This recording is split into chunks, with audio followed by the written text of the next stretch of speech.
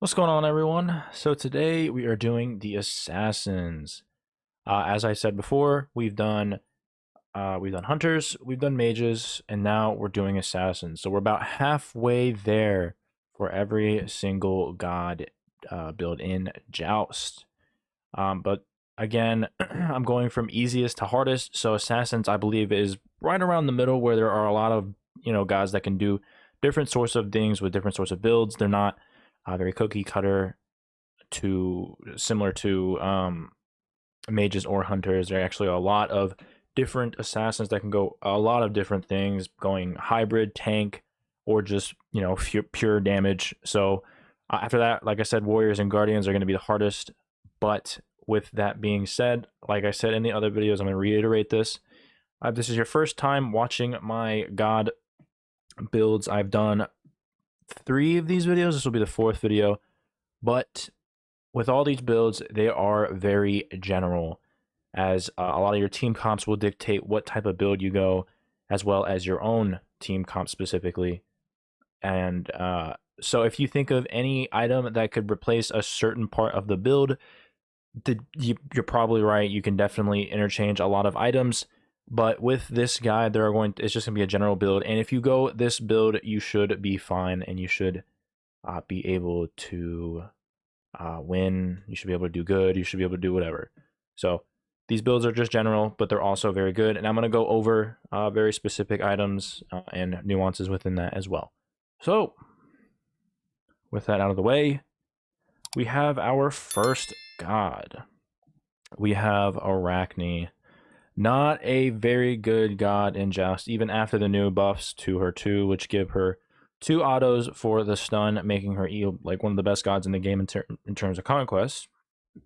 But in Joust, she still lacks that.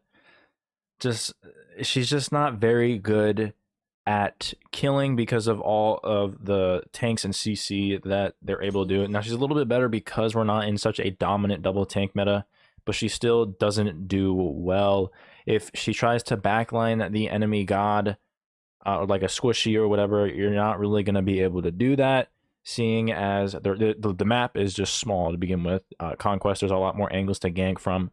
But also you have your tank to peel under tower. Towers are very close to each other, and it's one single lane, so it's going to be hard for you to do much of anything with Arachne. But if you are Arachne, the build you do want to go is a hybrid mix of tank items as well as damage, auto attack speed items. As you can see, her base auto attack speed is 1.4, which is extremely high. So with that, we are going to go a hybrid build with her. We're going to go straight into a warrior's axe.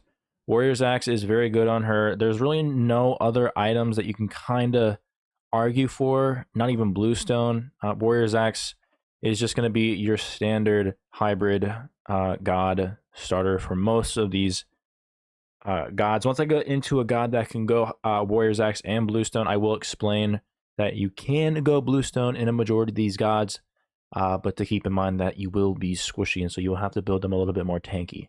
But with this build, she'll be hybrid, so she won't die, but she will also be able to backline or kill tanks pretty easily once you get your build online. But first we have warrior's axe, and then we're going to go into a first item, earring. Similar to a lot of hybrids and tanks, earring gives you the MP5. After that, we're going to go into our gooseberries, of course, because she's an auto attack god. And then because we do have a lot of gold left over, we are able to get our chalice of healing. So that is your start right there. After that, we're going to go into a gauntlet of thieves. Gauntlet of thieves is going to be your staple item for a lot of these hybrid gods. You'll see these build paths are going to have gauntlet as in a majority of the builds. Gauntlet is just so good. It gives you so many stats. It stacks really easily. It's a very cheap item, and it doesn't even matter if 2 gods go Gauntlet of Thieves. That's how good this item is in Joust. You're going to be getting a lot of protections once this stacks. The stacks that you get are going to be based on just assists, so you don't even need to attack the wave, and you should be able to get that stacked, and you'll get a lot of protections as well as health. From there, we're going to go into a Berserker Shield. She is going to be hybrid, but you still want to make sure you are getting some attack speed, as that's basically her main kit. You stun, you auto attack, and you shred them. It's not going to change. It's just that you're not going to be shredding as easily, but you are going to be doing damage while being tanky. So you do have a little bit more room for error if you do end up getting, caught out, as you wouldn't if you'd had pure damage like you would build in Conquest, for example. But Berserker Shield gives you a lot of attack speed. It does give you health, physical protections, MP5 or HP5, I'm sorry, and it gives you damage mitigation if you do get below 60% health. And as Arachne, you probably will be going below 60% health if you're playing this in Joust. I do not recommend playing her, but we're still doing a build here. And it'll give you a little bit of attack speed as well. So Berserker Shield is a great spot to put this. And then subsequently, another attack speed item that you do want to try to get online is Shogun's Kusari. Shogun's Kusari does give you 30% attack speed in its passive. It gives you a little bit of cooldown, MP5, magical protections, and health. Health is going to be key here, as if you get late game, Warrior's Axe upgrading into Axe of Animosity is going to do you really well, but we haven't got there yet. So, but this is your build so far. This is probably going to be your first 3 items that you're going to want to build.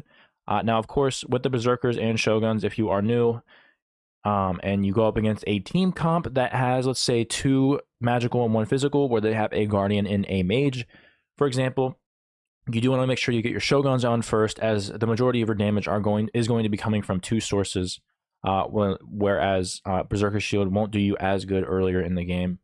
But if you are going up against a double physical team, like a Hunter and a Warrior, for example, you do want to make sure you get your Berserkers online first. Very similar to what I said about Shoguns. So this will be flip-flopped back and forth depending on what team comp you go up against, but those are basically your 2 items. And then after that, we're going to go straight into damage. We built basically 4 items with tank. As you can see, we both basically have 4 items with Warrior's Axe, Gauntlet of Thebes, Berserkers, and Shoguns. Kins is going to be your go-to when it comes to auto attack gods who like to build hybrid, as Kins does an extra amount of damage just based on health. So you don't even need power to do even more damage. On top of that, you get attack speed and a little bit of physical power to help you shred those gods.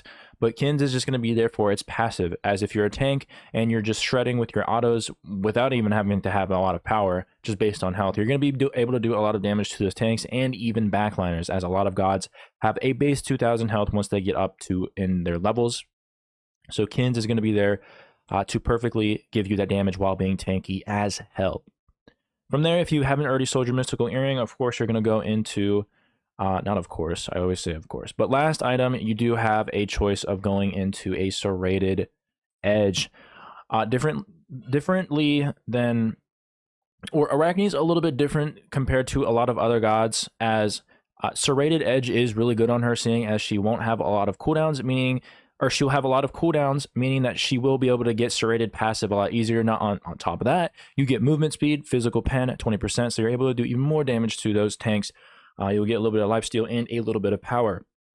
But really, it's the passive of this that's really good. You get stacked up to 3 times, as every non-ultimate ability on cooldown, you'll gain a stack of cruelty, and each stack gives you 7 power as well as 2 physical lifesteal. So you'll be getting a max of 16% of the physical lifesteal, as well as an extra 21 power, meaning that you will get 46 power overall, which is really good on her.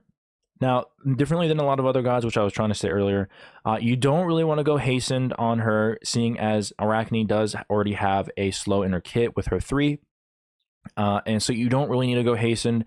Shadow Drinker isn't that great of an item right now, especially in Joust. And then Golden Blade, you're not really going to go either, seeing as you are playing Joust. And Golden Blade is really your first to go item if you are going to be damaging the wave and whatnot. But you will have a team, so you don't need to go Golden Blade.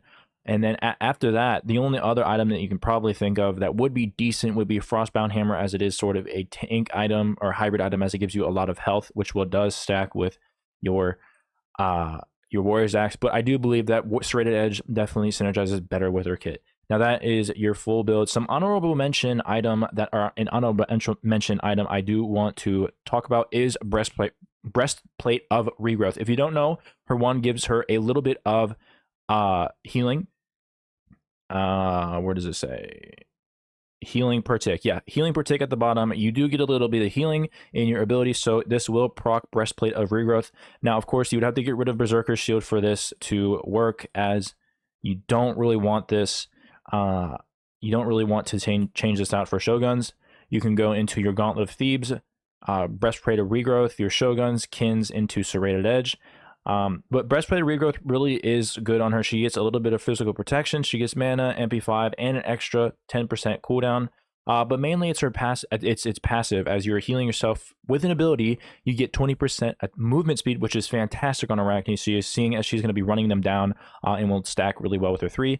But not only that, you get 15 physical power, which is really good on Arachne as well, as she's going to want to be tanky while also doing a lot of damage. So Breastplate of Regrowth is an honorable mention here. Now, like I said, you don't want to exchange this with your Shoguns, but if you wanted to be even more tankier with her, you could go Warrior's Axe, Gauntlet of Thebes into your Shoguns, Breastplate, and Kins, and you would forego Serrated Edge. But with this build right here, you are so tanky. You get power from your Breastplate Regrowth, and you get some damage with your Serrated Edge, Kins, and this build is basically your tank. Not really much of a hybrid anymore if you want to go Regrowth, but my favorite build to go is just your Gauntlet Thebes, Berserker, Shoguns, Kins into Serrated, and that is your final build.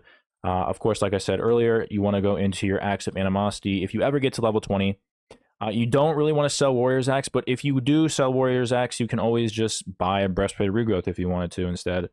But I do believe that Warrior's Axe is one of the best starters in the game still, even though you can't upgrade it just because of its base stats. So try not to sell your Warrior's Axe, but if you really need that power spike or protection spike, you can go into a Breastplate of Regrowth, or if you bought Breastplate of Regrowth earlier, you can go into a Serrated Edge. But that is basically your Arachne build. You don't really want to build her pure damage. She just dies instantly. So yes, that is your Arachne build.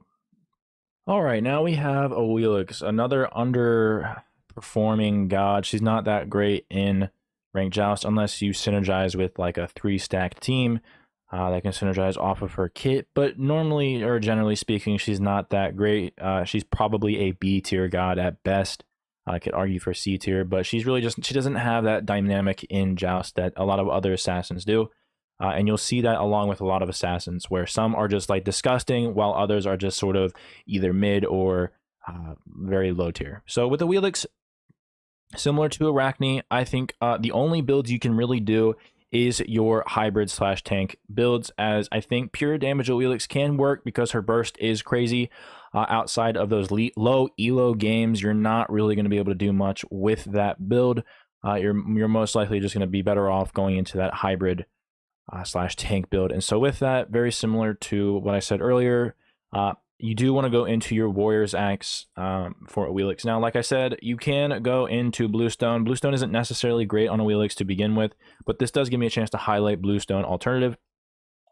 So Warrior's Axe does give you a little bit of power and a little bit of each protection, with a crazy passive stealing enemies' health and giving it to yourself. Whereas Bluestone is a sort of squishier version of that, where it gives you power and MP5, HP5, and then a passive that does even more damage based on abilities hit.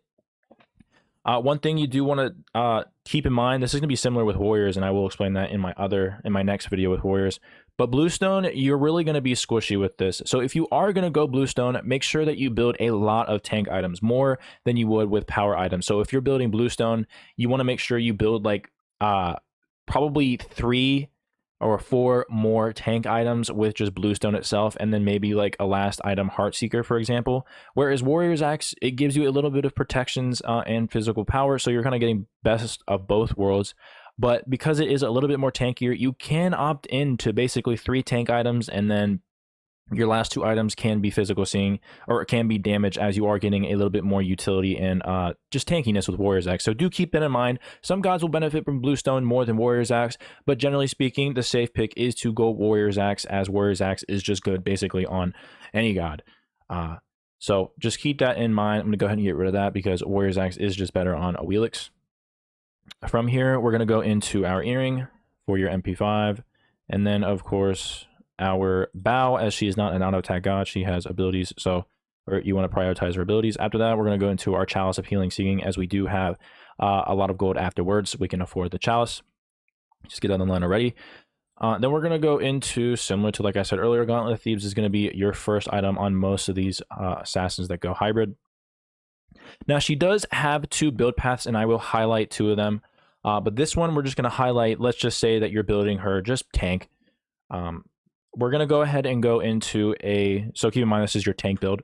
We're going to go ahead and go into a Glad Shield. She does have she has a decent amount of abilities that proc this. You have your 1, 2, 3, and your ult if you're able to get that knockup off. But this does proc well with her abilities, especially if you're going tank. So you will be doing a little bit of damage with Glad Shield. But this also gives you a bunch of utility. It gives you health, it gives you HP 5, and cooldown. And a decent amount of physical protections. But mainly it's its passive that's really going to give you that damage, whereas everything else is just really good for your stats. It does give you a lot of padded stats. After that, we're going to go into a Genji's Guard. Genji's Guard. Genji's Guard is a more selfish magical protection item. If you want to call it that, it's still a very good item. But like I said, why I call it selfish is due to this item that I'm specifically talking about. I can't remember. Heartward Amulet. Heartward Amulet is your other alternative. You don't really want to go this on a god like Awalix. Why I say it's selfish is because Heartward does give you a lot of other things for your team, as it gives you your team MP5 and magical protections. But with her, Genji's Guard is going to be your pick, as this gives you a lot more utility, similar to Glad Shield. It gives you a bunch of padded stats, as well as its passive, giving you a 3-second cooldown when hit by a magical ability. It gives you health, a lot of magical protections, a crap ton of MP5, and it just gives you cooldown. So at this point, you have 20% cooldown with a bunch of padded stats. So this is very good. You really don't want to go anything else. You maybe can argue Oni Hunter's Garb, if maybe, but generally speaking, Genji's Guard is going to be good, as Awalix is going to be throwing out those abilities, and you want to make sure you have those abilities constantly cycling. And then fourth item, I believe we're on. Yeah, fourth item, we're going to go into a Pridwin. This item really is for your maxing cooldown, as like with Awalix, you're going to be throwing out your abilities a lot, or you're going to be you're going to want to do that. It doesn't necessarily synergize great with her kit, but it is good if you are able to get your ult off as you bring them to you and in front of you, and so your Pridwin's passive will be able to proc on her, and it will do a little bit of damage, but mainly it's for the padded stats. And on top of that, let's just go ahead and go into the upgraded. If you are going tank, you do want to go into your Reverent Pridwin for her, as that'll just give you even more shields after you use your ult. After that, if you haven't already sold your Mystical Earring, you're going to sell that and go into a last item, Heartseeker. Very similar to Soul Reaver and Ethereal Staff for your Guardians, as well as your hybrid mages. Heartseeker is going to be your supplement for that, as this gives you a little bit of power and physical penetration, but majority of the time it's because of your passive in Heartseeker, as it does 2% of your damage to target's maximum health. So when you do throw out your abilities on top of Glad Shield proc, on top of your Warrior's Axe, now your Heartseeker is going to be doing an extra proc in its passive. And that is your hybrid this is your tank, your tank Awalix build.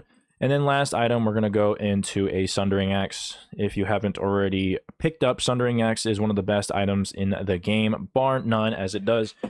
Basically, it's just a better Heartseeker passive because it stacks off your protections, and since you are building tank Awalix, it's going to do even more.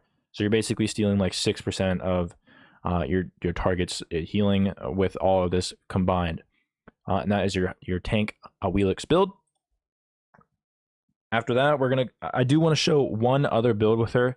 It's going to be your standard hybrid type of tank. Majority of the time, you do want to build it like this. It just depends on your team comp. You don't want Awalix to be your only tank, as that's not the best unless you are like 3-stack. Then of course you can do whatever the hell you want. But if you are going, let's say you have like a Guardian and you're an Awalix and you have like a Mage, for example, you do want to make sure you build her a little bit tanky. Now I call this hybrid, but it's really just a couple items, defense and rest damage. But we're going to just go ahead and call it hybrid, as it's a lot easier to say. We're going to go into our Warrior's Axe like usual. And then, of course, we're going to go into our Earring. Nothing really changes here. And so I could have just kept this like this. But then we're going to go into our Chalice of Healing. After that, we're going to go into our Gauntlet. Gauntlet of Thebes is never going to change. Like I said, it's just a very good item, and it pads stats. From here, like I said, we're going to call this hybrid, but it's basically just a couple tank and then into just damage. Jotuns for that cooldown, basically just for the cooldown. You get a little bit of power and physical penetration, but it's mainly for that cooldown. We're going to go into a Hydra's. If you don't know anything about Awalix, Hydra's works really well off of her. You auto attack or you can use your 3 auto attack, you get Hydra's proc, you can use your 2 and get another Hydra's proc, and so you're basically Hydra's procking a lot of time with Awalix, and her autos chunk anyway, so this is going to do a lot of damage to them.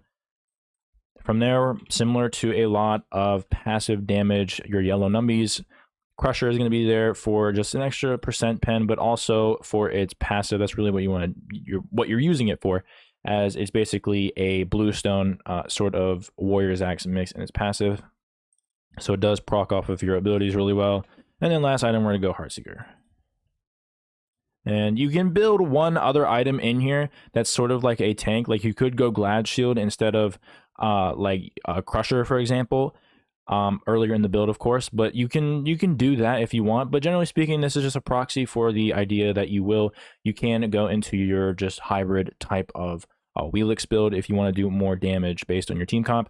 And then of course we're going to go into our Sundering Axe for our last item, and that will round out her build. You don't really want to sell Warrior's Axe, as I think it's still one of the best items in the game, like I said earlier. That is your other Awalix build. Speaking of another god that's not really good in Joust, we have Bakasura. Now, he has some niche play, but outside of that, he's kind of bad. Very similar to Arachne. So, also very similar to Arachne, you're going to want to build him hybrid/tank. Now, generally speaking, he's going to go more of your auto attack based more than Arachne does, seeing as his ult is just a giant auto attack AoE ultimate. So, first item we're going to build, we're going to go to a Warrior's Axe. There's really no other starter item that you can really think about. All the jungle starter items you would go on Bakasura in terms of conquest aren't very good. So we're going to go into Warrior's Axe. And then we're going to go into our first item, Gauntlet. One thing with Bakasura you don't need to worry about is your mana issues, as his 2 gives him mana, as well as you're not really using your abilities all that much early game. Really, if you're playing Bakasura, you want to try to get out of your early game, as he just doesn't do anything until like a couple minutes into the game after you've gotten like an item or 2 online. So you can go into your a Gauntlet very early. Of course, you can go into your Earring, but really, you're not really, using a lot of your abilities, so it's kind of a waste.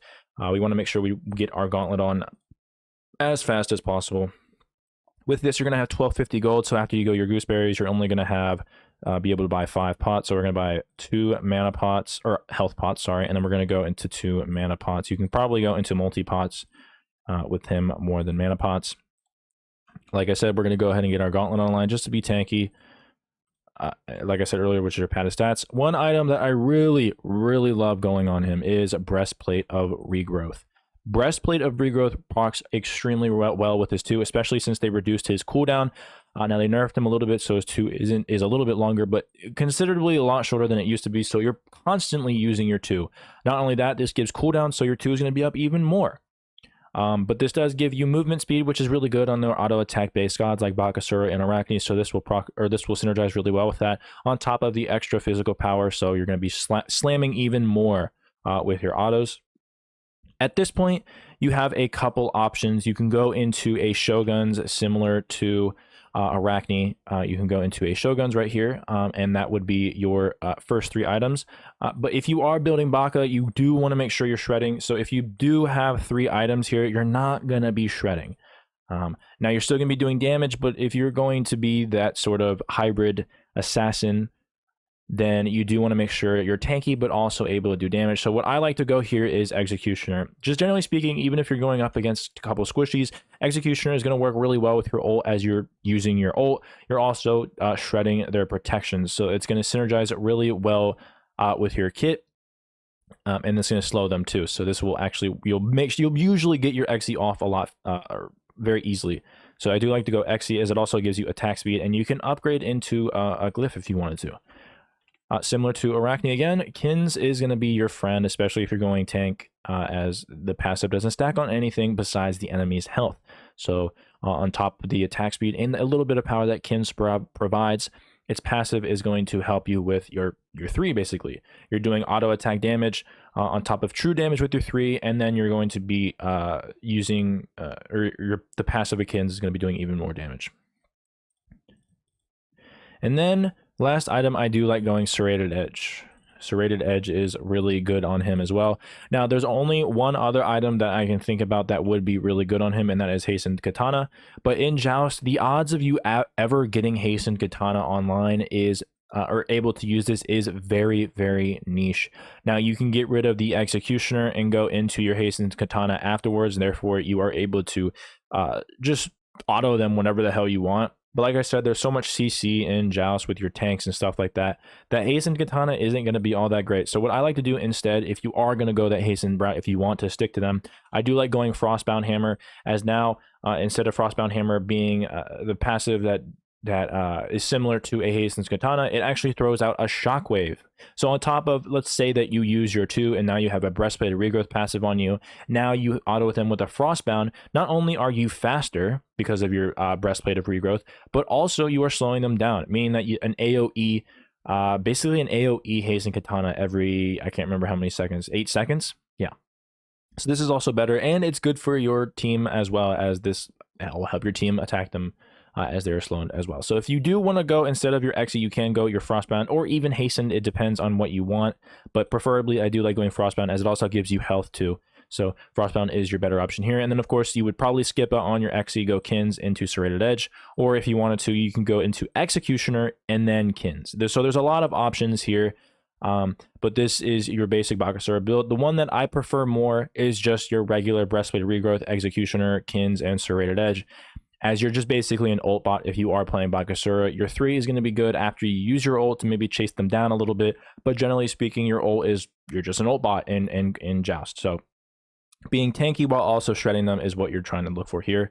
And then last item, of course, we're going to go into our Acts of Animosity, as this does stack well with your health that you've been buying, as you do have, basically, you're getting close to 3,000 health. And that is your Bakasura hybrid build. All right, going on our first assassin is probably the best assassin that we have gotten into. Bastet is a very annoying god with her stun and her cat, with her TIG damage, and just her ult that is a CC machine that you can snipe across the map. Bastet is probably one of your A tier assassins that you can go in a majority of team comps, and it would be very good. So there are 2 main build paths. You don't really want to go tank on her. She doesn't get value off of that much. So your basic idea of the build that you're going to go with Bastet is either your hybrid damage Bastet, or your just pure damage Bastet build. As like I said, Bastet is annoying because she can go in and out really easily. So going full damage isn't what's the word I'm looking for? Troll. Isn't a troll pick, seeing as you're basically going to be evading a lot of their damage and CC if you play her correctly, and just throwing out your abilities at full damage, and it doesn't even matter. But if you do want to have a little bit of tank of and survivability, then you do want to go your hybrid type build. So first item we're going to go into a Warrior's Axe. Like I said, Bluestone is here for you as well, and actually could be a very good option here as well, as she does use a lot of abilities. So Bluestone Pennant will get a lot of procs on. So you can go Bluestone. I do like going Warrior's Axe more than the others, as this does. I just think Warrior's Axe is just better. From there, we're just going to go ahead and get rid of Bluestone for this build, because we're going to do the hybrid build first, and then the damage build, and then I'll use Bluestone for that one. For you Bluestone nerds. But with her, you don't really need to go into a earring, but for sake of just the build path, we're just going to go ahead and go into an earring, as I know a lot of you may just want to play the safe route and go into a mystical earring, and that will give you MP5, which will give you early pressure. We're going to go into bow, but like I said, you can just go into a tier 1 gauntlet. That's what I prefer as well. And then of course, but with this build, we are able to get our Chalice online, so you can get your Chalice of Healing, and that is your start. Like I said, we're going to go into Gauntlet. And this is going to be your standard hybrid god. You're just going to build 1/2 defense items. Get that stacked up. You basically have a little bit over 100 of each prot. And then from here, we're going to go straight into our Soul Eater. Soul Eater is really good on her. It stacks really well with her passive, as I believe she does get lifesteal now. She's lifesteal now, right? I forgot if they got rid of that, or is it her passive? Yeah, it's her passive. Her passive gives her lifesteal. So Soul Eater stacks really well with that, on top of her abilities, proccing Soul Eater really well. So Soul Eater is really good on her. On top of that, it gives you a bunch of bloated stats.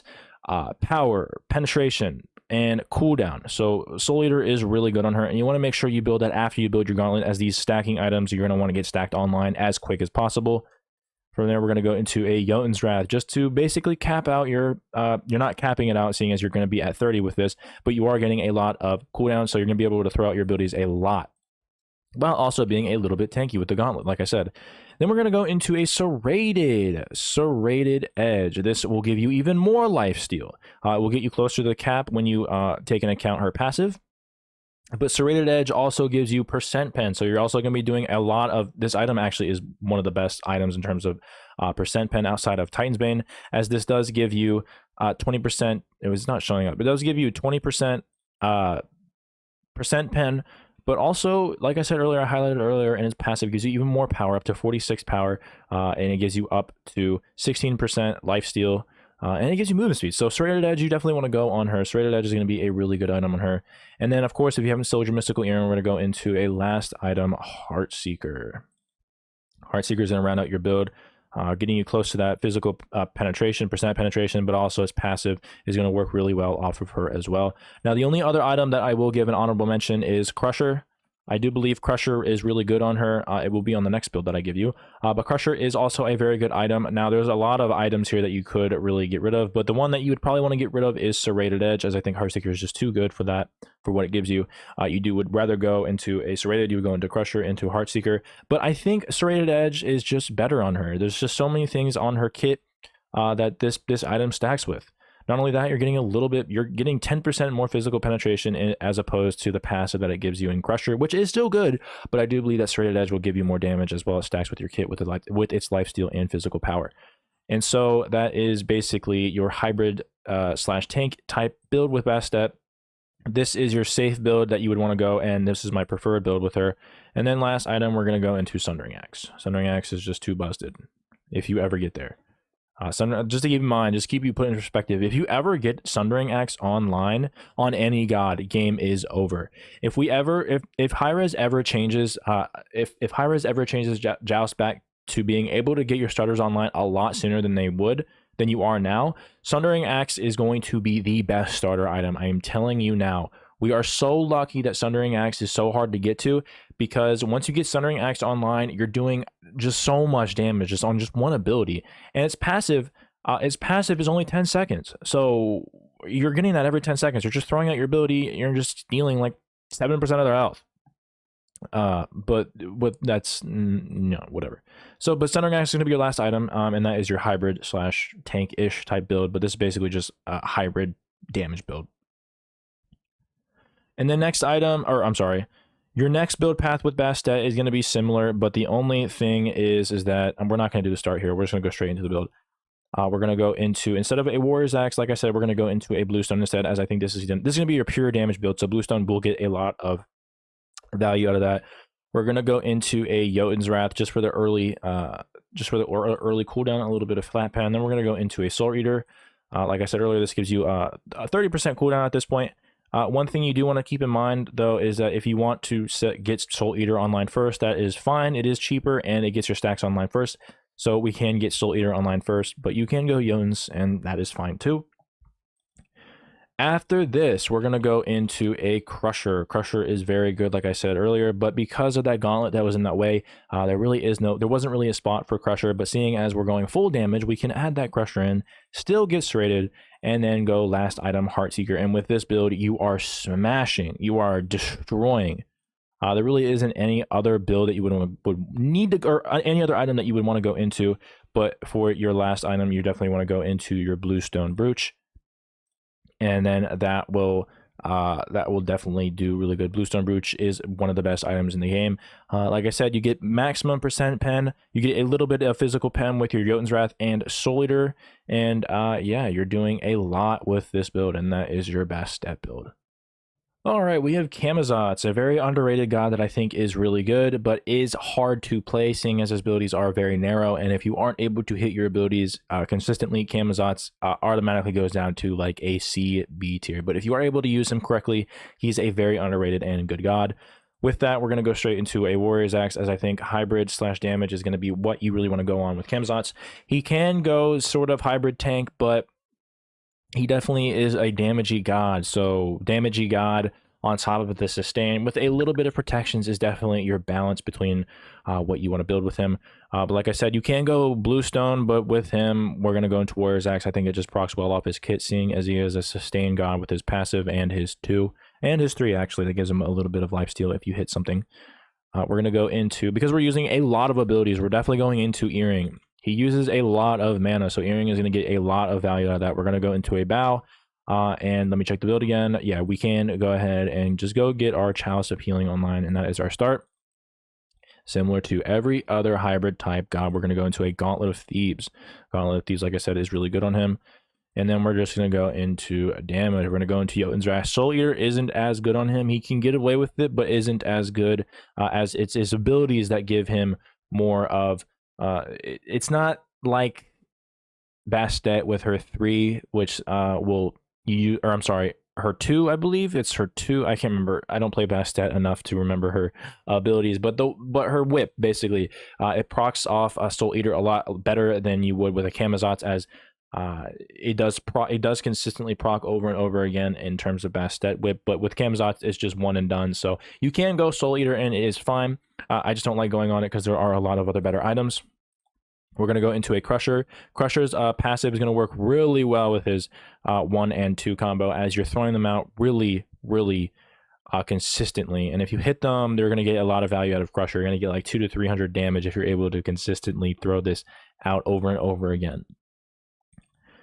After that, we're going to go into a Serrated on top of the lifesteal that you get with Camazotz. That is a little bit of a factor, but more specifically, it's just its passive. It gives you 46. Power, as well as it gives you a little bit of movement speed with its passive, giving you 16% lifesteal. So like I said, you can go Soul Eater instead of the Crusher, like I said, and this will stack really well with your Serrated Edge, but I do think Crusher is a little bit better on Camazotz. If you haven't already, we're going to sell our Mystical Earring, and then you guessed it, we're going to go into a Heartseeker. Heartseeker is just way too good of an item to not go. That is your hybrid slash tank, or I'm sorry, your hybrid slash damage build with Camazotz. You don't really want to build hybrid or tank with him, as he is a damagey type god. If you want to go a little bit more tank, but still have that damage, you can go into Glad Shield instead of one of these items. Probably your Crusher. You would want to go into a Glad Shield, then your Serrated Edge, and then your Heartseeker if you wanted to. Or actually, you would want to go into your... I'm sorry, I forgot that we have Bill Jotuns. You would want to go Glad Shield first, then Jotuns, Serrated, and Heartseeker. Now, you can do this if you want, but any more tank items, and you're kind of just sacrificing your damage, as I think Camazotz is there for your very safe, sustaining, damagey god, while also having a little bit of protection so he doesn't die right away. So my preferred build is, of course, the Jotuns, Crusher, into Serrated, into Heartseeker, and then your last but not least upgraded starter will be Centering Axe. You don't want to sell Warrior's Axe on him, as it does stack really well with Camazotz and a lot of assassins that you'll see coming up. But that is your Camazotz build. All right, we have Cliodhna, a very good god in Joust. She's kind of underrated. I think she is a very good mage, or I'm sorry, a very good assassin. She's not the best, of course, but she does get the job done. And with her kit, she's going to be going that damage hybrid route. You don't really want to build her tank. You can get away with it, but I do think that with her kit going hybrid, in majority of the time, a little bit more damage is going to be where your sweet spot is with Cliodhna. With her, we're going to go into Warrior's Axe, but specifically, you can go Bluestone on her. Bluestone is just as good. She does use a lot of abilities, so Bluestone will proc off that a lot with your 1, 2, 3, and obviously your ult. So Bluestone is there for you as well. You can go either or with these ones, as I don't think with her kit, if you go Warrior's Axe, you're fine. If you go Bluestone, you're fine. There's really no preference here. Or priority, in my opinion, when it comes to Cliodhna. It's just how you want to play her. But with the sake of we're going to be picking Warrior's Axe, let's go Bluestone this time. But like I said, Warrior's Axe is fine. From here, she's gonna be using a lot of abilities. So Earring is gonna give you that MP5 that you need, and then with that, we're still gonna go into our bow, and then we're gonna go into our chalice. Let's just go ahead and put that down there, get out the way. You will have enough for your chalice, so you can get that online too. And then we're gonna go into a Gauntlet of Thebes, give you that little bit of protections while also doing a lot of damage with the future potential of the build. We're gonna go into a Soul Eater. Soul Eater is really good on her. If you don't know, she does a lot of she has a lot of abilities that do damage. So Soul Eater will be really good on her. All of her abilities have damage, and with her ult, if you get a lot of ticks on it, you somehow cut them off, as there are a lot of angles in jousting. It is a very tight knit map with a lot of corners, and you can cut them off. With your ult, Soul Eater will be able to get a lot of ticks off as well. But on top of that, you're getting a little bit of cooldown and and you get a little bit of pen, a little bit of flat pen with her as well. Which will go into our next item, which is your Jotun's Wrath. Jotun's Wrath is just there for your cooldown and a little bit. So you do have double flat pen. You are getting 22%. So if you are going up against a tank, then you can probably just change this out for a serrated, for example. But generally speaking, Jotun's is just there for your utility item. Because from here, we're going to go into a Crusher. Crusher is going to give you a lot of damage in its passive. I think you can go serrated as well. Serrated is just going to be your item that you can go instead if you want to, whether it's your Jotun's Wrath or your Crusher. Let's say they go up double tank and you really don't feel like getting your utility online with your cooldown, even though I think you should, seeing as you will only have 10% in this build. I do believe that you can go serrated instead of your Jotun's. And at that point, you will be able to cap your percent pen off with a Heartseeker, and that will give you a lot more damage against those tanks. But generally speaking, even if you don't go Crusher, you still get a Heartseeker passive on top of you have 20% pen. And generally speaking, with Cliodhna, you're kind of backlining them anyways.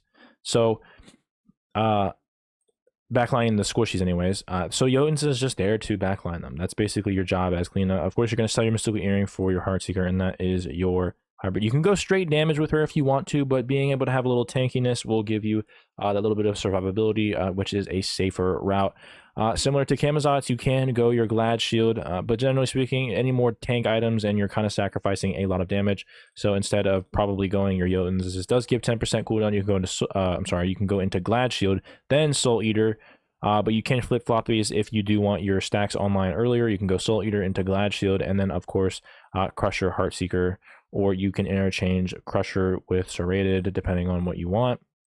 You can go. So there's a little bit of variability in this build, but these are generally speaking the items that you want to go. My preferred build, of course, is your Soul Eater, Jotun's, Crusher into Heartseeker, and then you can interchange Crusher with Serrated Edge if you want to. They are basically the same items, but Serrated Edge gives you a little bit more in terms of lifesteal and whatever else that it gives you, movement speed, damage. So it does stack well with your Soul Eater if you want that as well.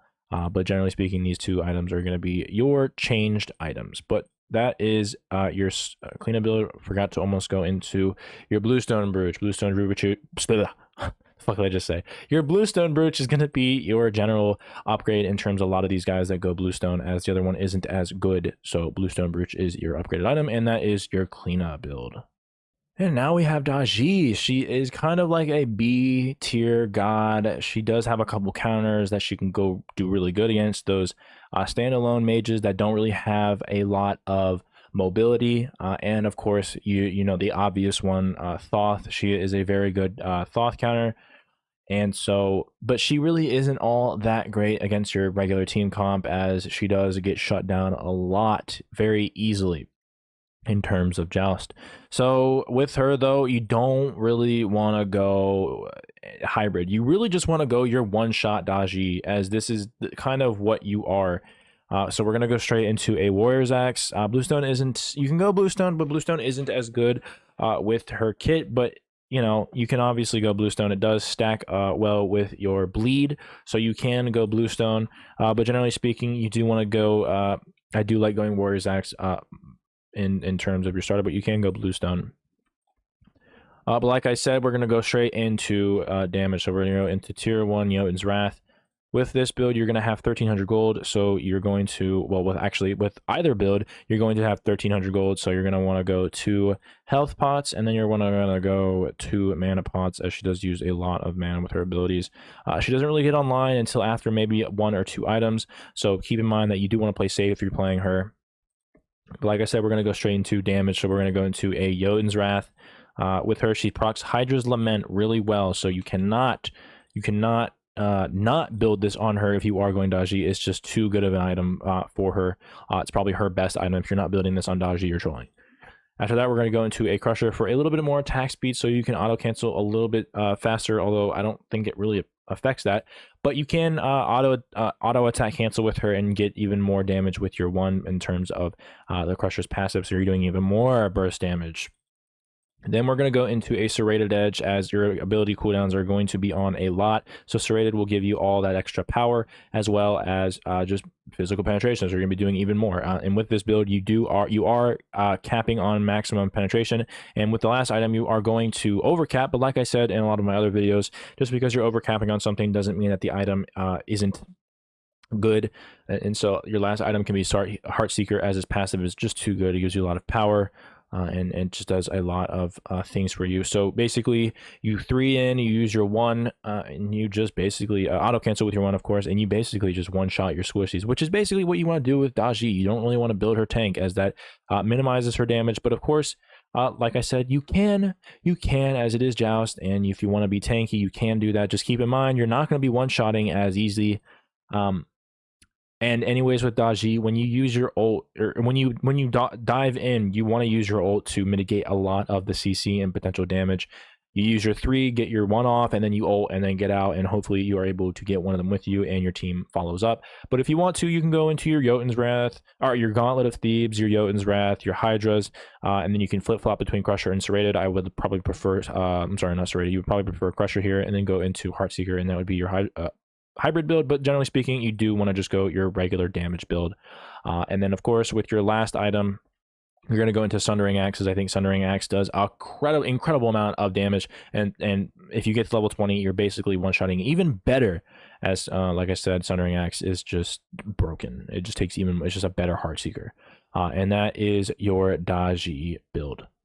One of my favorite gods in general, but one of my favorite gods in Joust, we have Fenrir. Fenrir has always been A+ S tiered god, hasn't really gone below there. He's just so good in Joust. With his 3 combo, with his 2-3 combo, of course, you don't even need to build power on him, and with his 2, you get a lot of power. And who forgets to mention his ult? His ult is just his ult just, you just take somebody in the tower and you're good to go. He has a very good setup with his 1, and yeah, he's just one of the best gods in Joust. There are a couple build paths that I do like to go on him.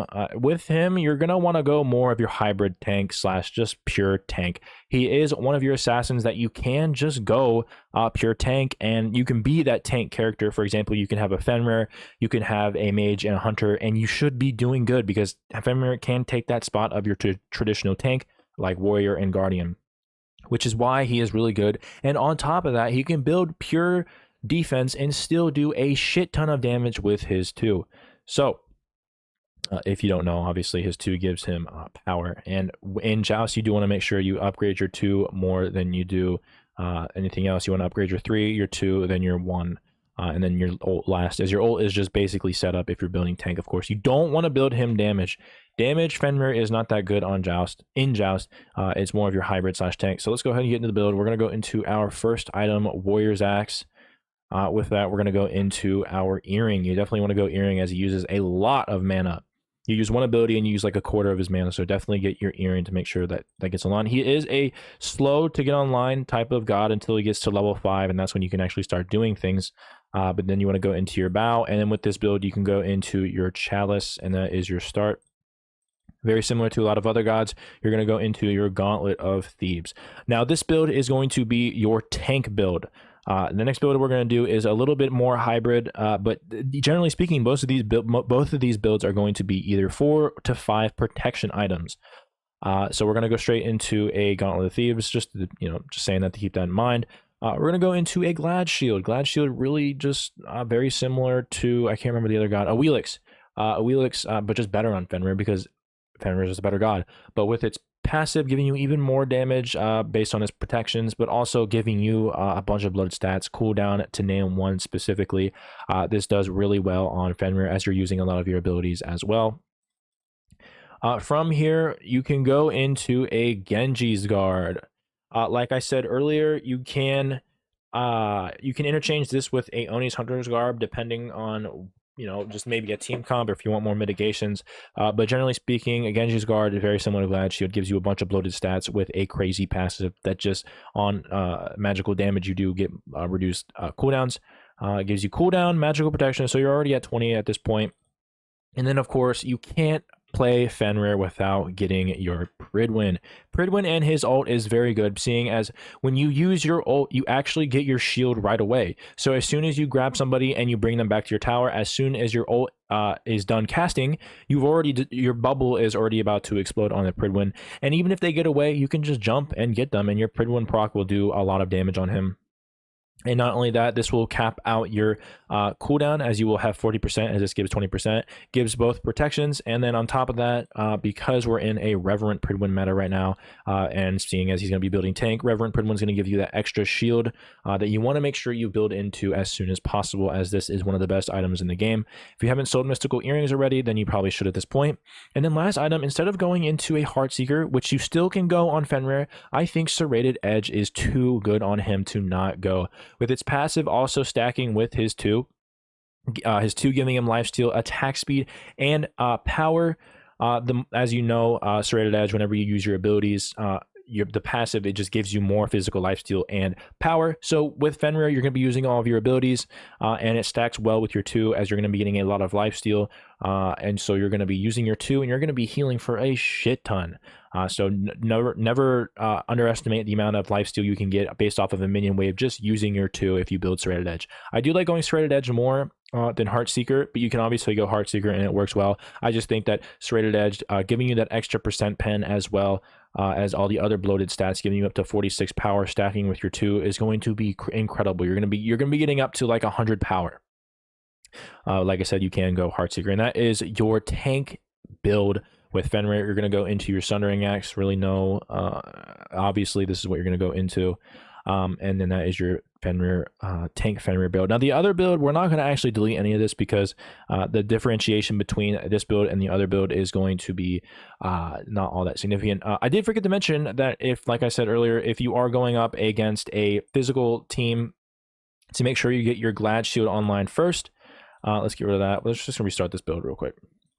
Warrior's Axe into Glad Shield if you're going up against like a warrior and a hunter, where there's 2 physical team comp, or they have a 2 physical team comp, where it is you would want to build your Genjis after or first if you're going up against a mage / guardian build. That will depend too, but just keep that in mind.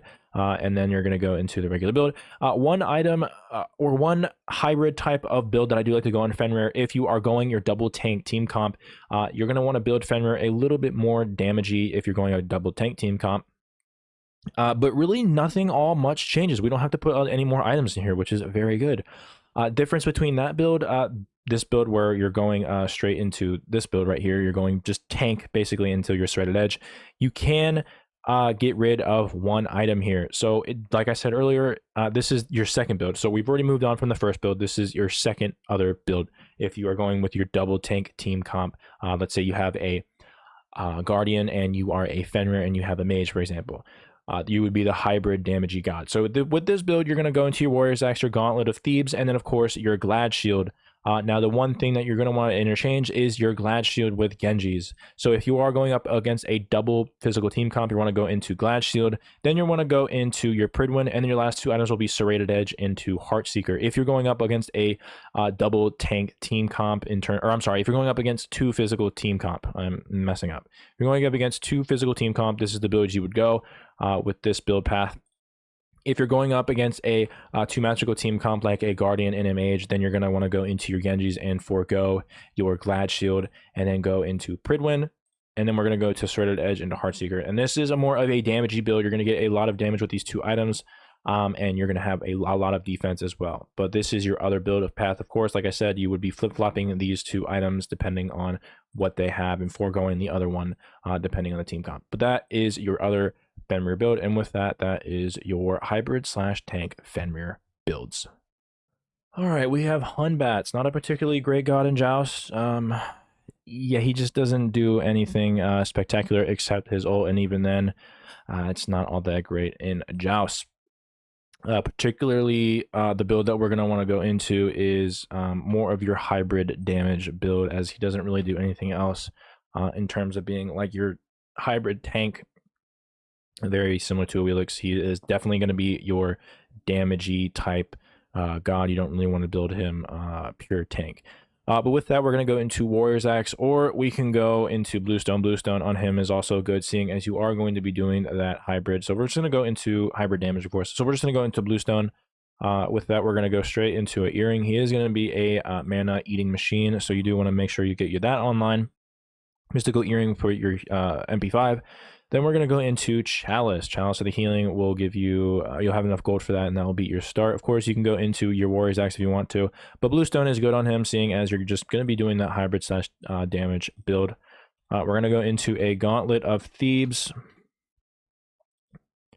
And then rest of it, as you probably know, we're just going to go into tank. He's not really good with Soul Eater, so we're going to go skip out on Soul Eater. We're going to go into Jotun's Wrath.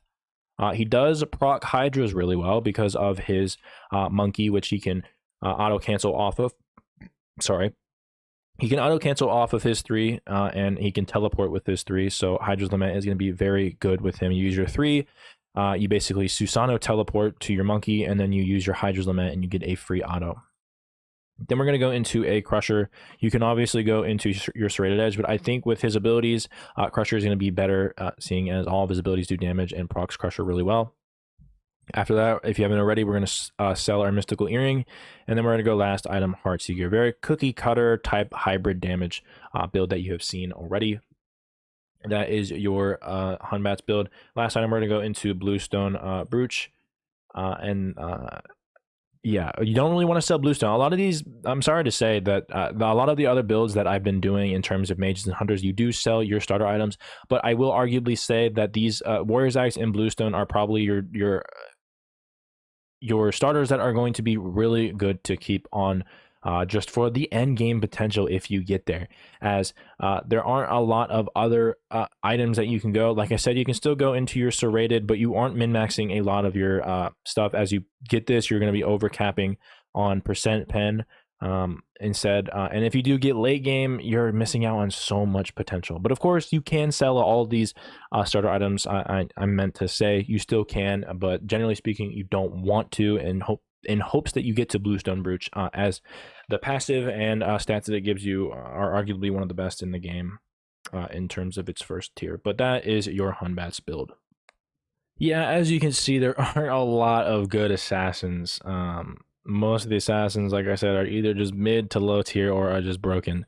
So Kali is not very good. You don't really want to go her, but we're going to go you can't really build her tank either.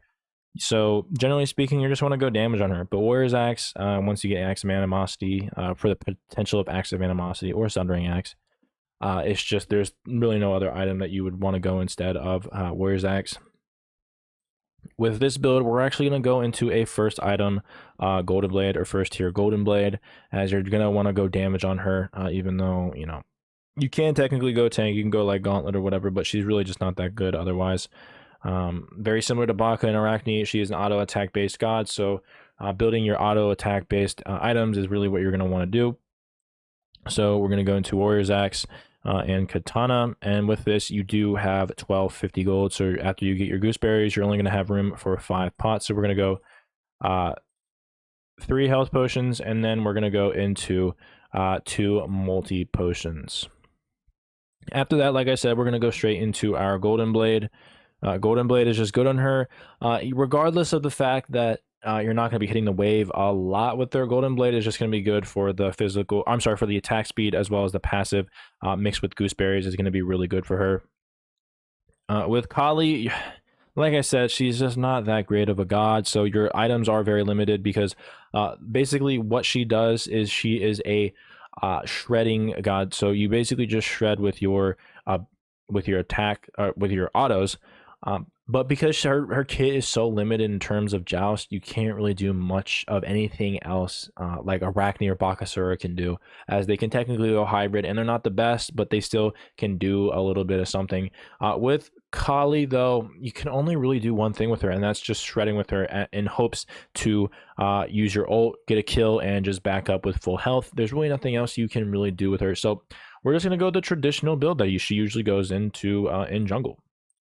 After hasten to potentially lock on to gods, we're going to go into a serrated. You use a lot of those or these katanas, and so we're just going to go into our serrated edge. This gives you power, movement speed, everything else you would want in terms of an auto attacks based build with Kali. After that, we're going to go into a Kins just to do shredding damage, just to basically one shot with all of your autos, just whittle their damage down very quickly.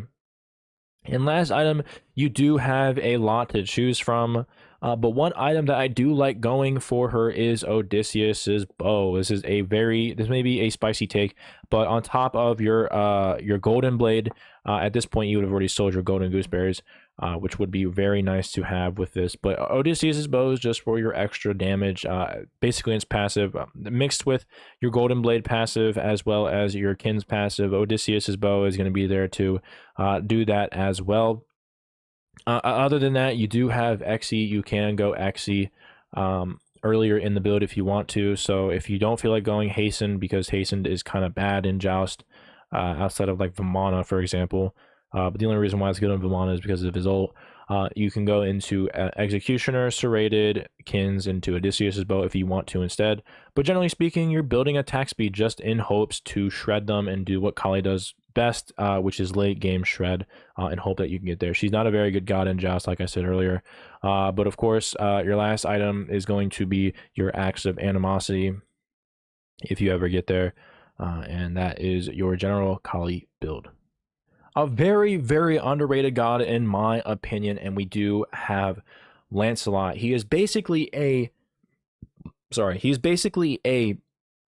warrior slash solo lane god. I don't know why Hi-Rez decided to do this. He's basically a very nuanced version of Achilles. He's not as good as Achilles, obviously, but Lancelot is a very underrated god that not a lot of people play. He has a lot of things that he can do with his kit, a lot of setup, a lot of immunity, and honestly, I think he's very underrated.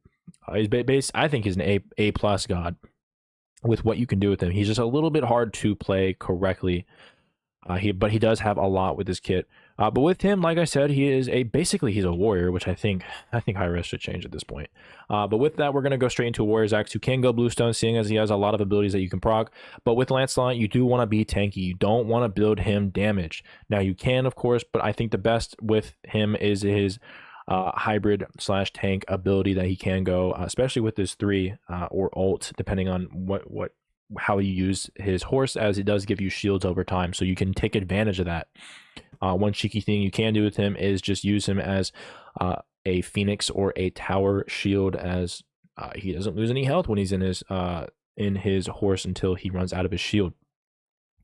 But enough of that. We're going to go into a earring, as he does use a lot of mana. We're going to go into bow, as he has a lot of cooldowns, and then we're going to go into a chalice of healing, and that is your start. After that, we're going to obviously go into a Gauntlet of Thebes, very similar to a Fenrir slash tank build, hybrid slash tank build. We're going to go into our Gauntlet for all the health and protections. We're going to go into a Glad Shield, not a Gald Shield. We're going to go into a Glad Shield, and then gives you a bunch of stats with its passive with Glad Shield with Lancelot's passive, since he does basically have what, 1, 2, 6 basically 6 abilities. You're going to be able to do proc Glad Shield a lot. So Glad Shield is definitely something you're going to want to get. Genji's, of course, you can go Onis if you want that penetration, or I'm sorry, mitigation, as it is very good in Joust as well. You can do that instead, but Genji's is really good with the pad stats with the cooldown as well. Very similar to Fenrir and a lot of your regular tanks that you're going to be going. After that, we're going to go into Pridwin. Pridwin is very good on him. He basically can travel across the map with his ult. So a lot of the time, if you use his ult, you're going to be near them, or you're going to go past them and come back. So you're going to be very close to them, as you're going to be on your horse, so you're going to be really fast. Not only that, but this does give you... it does cap off your cooldown. Now, I don't remember if this stacks with your shield, but... as I don't think this stacks with Nike's shield, so I don't think this does stack with your shield, but that is besides the point. It's just very good with the explosives, with the explosion on this, as well as it min-maxes your cooldown. And talking about the explosion, we don't want to go Reverent on him. we don't want to go Reverent on him. Instead, we're going to go into the other one. We're going to go into Glorious Pridwin. As like I said, the shield doesn't, I don't think it stacks. I don't believe it stacks. So Glorious Pridwin is going to give you that extra damage both on both the explosions as you're going to be near them anyways. And so Glorious Pridwin is what you're going to want to go instead. And then, of course, if you haven't already, you're going to get rid of your Mystical Earring. I meant to not, I keep exiting out of it. I meant to just unbuild it. You're going to get rid of that, and you're going to go into a Heart Seeker as your last item, and that will round out your build. Very cookie cutter tank build. Of course, like I said earlier, if you're going up against a Warrior and a Hunter, for example, where you have 2 physical team, you want to go Glad first, like in this build. If you are going up against a Guardian and a Mage, then you're going to want to go into your Genjis first, and then your Glad Shield, as that is the build you're going to go if you're going to go up against 2 magical team. And then last item, we're going to go obviously into a Sundering Axe. And if you ever get this build online, you are destroying. This is why I think Lancelot is a very underrated god. A very cheap build until you get to your Heartseeker, of course. But I do think Lancelot is a very underrated god. And with that, that is your Lancelot build. All right, we have the cringe god himself. We have Loki. He's pretty good. I wouldn't say he's the best, and I wouldn't say he's the worst, but he's probably around your A, B plus area. He is what he does do best is he does one shot. But also he's a good hybrid god as well. As you've seen him, if you do play Conquest, you do see him in solo lane sometimes, either building just pure damage, split pushing, or that hybrid Glad Shield type build. But with Loki, I do think that he is obviously not a good one tank team. So if you're ever building Loki, make sure that you're not the one tanking, or you're not the tank god, because he does nothing for you for your tank. So you're definitely going to want to go hybrid slash damage E build with Loki, and specifically you want to make sure that you're building, or that you're playing Loki with a another tank. So if you're playing like Guardian and two gods, Guardian, Loki, and then maybe like a Mage, or like a Warrior, Loki, and then Mage, for example. That is generally when you want to build Loki. But with him, I do think that Bluestone is just better on than Warrior's Axe. You can go Warrior's Axe, but the potential for the upgraded Bluestone with his Bluestone Brooch is just too good. If you've seen Final K's video where he fucking abused Bluestone Brooch with Loki in the solo lane, you'll understand why Bluestone Brooch is disgusting. With the amount of cooldowns you will get with this build, you're going to be able to throw out your 2 if you get online to level 20, of course. You will be doing a lot. But even generally speaking, Bluestone is very good as it procs with his 2 anyways. His 2 is basically impossible to miss, so you're just going to get an additional Bluestone proc, as well as it procs with a lot of his other abilities with his 1 and 3, and even ult. So Bluestone, I think, is just better for him. We're going to go straight into a earring with him, because we are going to go the hybrid slash damagey route. Now, you can go full damage with Loki, but you do need to facilitate that team. If you're going to go straight damage with Loki with a lot of other straight damage assassin gods, you're going to need to facilitate that with a team. So for example, there was a cringe team comp that was going around. It was a Geb, Loki, and Aphrodite. Basically, your Loki goes straight damage, and Geb and Aphrodite just facilitates him one-shotting everyone. So if you're going to go full damage, make sure that you do have a team that facilitates you. Otherwise, you're just going to go that hybrid slash damagey god just for that safety factor. So obviously you're going to go Bluestone, and then we're going to go into Bow. We do have enough for a Chalice, so we're going to go into a healing Chalice, and that will be your start. After that, you can guess it, we're going into Gauntlet of Thebes. Just too many protections, just too good to not go. After this, like I said, we're going to go into our hybrid damagey build. Now you can go Soul Eater on him. He's just not that great with it, but that is always technically an option, but he's, like I said, it's not as great on him. He does proc Hydra's Lament really well with his 1 and his 2 combo. You can use your 2 to auto cancel actually with Loki, so Hydra's Lament is going to be really good on him. After that, seeing as you do have a lot of abilities and Crusher stacks with Bluestone, Crusher is going to be your other option, as you can use your 2, do a bunch of damage with Crusher and Bluestone Pendant, and just get free damage, free poke. And then last item, we're going to go into a Heartseeker. Like I said, with E-Staff and Soul Reaver, this is your substitution for your physical gods. Heartseeker is just going to be your last go-to item. Obviously, you're going to sell your Mystical Earring if you haven't, and then you're going to go into Heartseeker. Very similar to a lot of the other gods like Camazotz. You can go into a Glad Shield. But other than that, you do want to make sure that you don't build too many protections, as this will dampen a lot of what Loki does best, and that is damage. You can get away with it, but just keep in mind that you're not going to be doing as much damage. And with Loki, you're definitely going to want to be able to at least get them down to one-shottable to where your team can finish them off. But specifically, you want to make sure you can try to one-shot them with this build.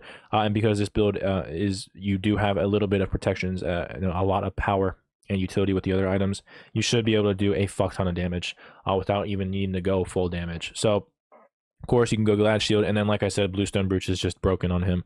If you ever get here, you're golden. You just throw out your 2, whittle them down, and you just win the game for free. But that is your hybrid/tank Loki build. In my opinion, a very underrated god in terms of Joust in its specific build. If you've seen Trelly, he does do this Mercury build really well. Now, when he used to do this was back in earlier seasons, so there were boots still in the game. So the build path has changed a little bit, but the idea behind Mercury is that you go tank with him. He does have a lot of CC in his ult and his 3. He does have a lot of movement speed and a lot of damage with his 1. So he is very good for setup as well. So Mercury is an underrated, but an okay, good god, if that makes sense. He's like an A+ tier in terms of your assassins. Now, there are obviously way better options in terms of your guardians and warriors, but Mercury doesn't really get played like at all.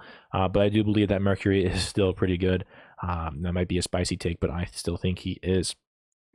We're going to go into a Warrior's Axe. No point of going Bluestone on him, as you're really not going to... If you're going to play Mercury, you don't want to go full damage. He will just get blown up instantly. And the normal build path you go with crit is just going to be subdued by the fact that... I always forget the name of it. The anti-crit item, Spectral Armor, will just destroy you. So there's no point of doing that. So your tank option is really the only thing you have. With him, he does eat up mana a lot. One thing to keep in mind with Mercury is that he does not get online until maybe a couple items online, very similar to a lot of your other auto attack based gods. He does take a little while to get online, so be careful. If you don't have any general pressure, then you want to make sure to play it safe and just get your couple of items online and then play from there.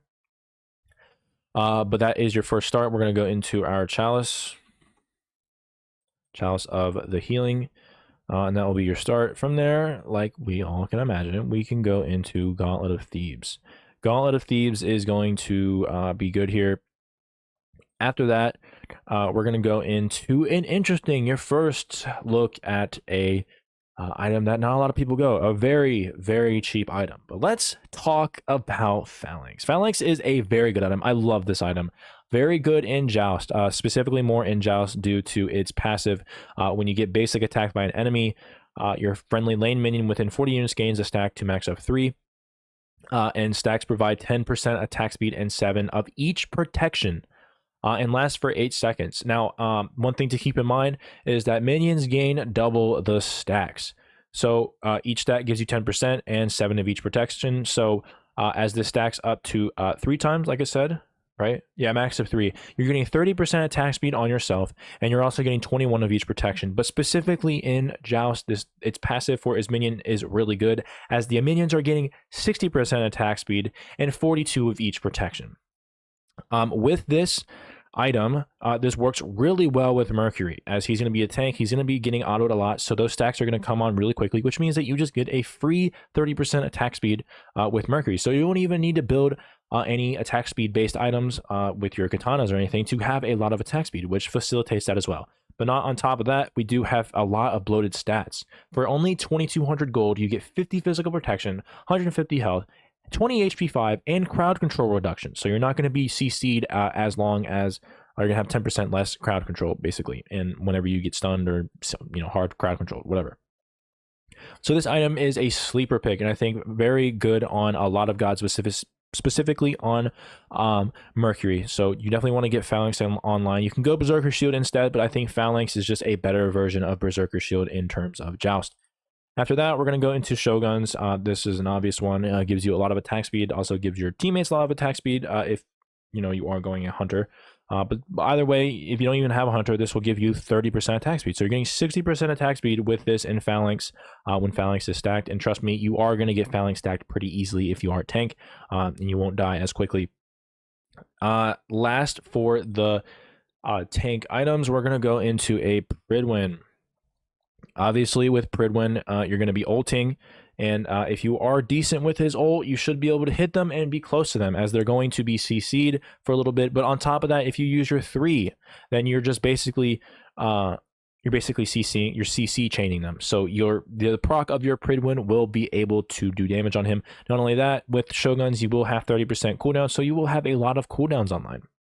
With Mercury, you do want to make sure that you go into Reverend if you are going the tank. He can be a god that can substitute your regular tank, like your Guardian / Warrior, and he is pretty good at that. So Reverend Pridwin, just to be tankier, is very good.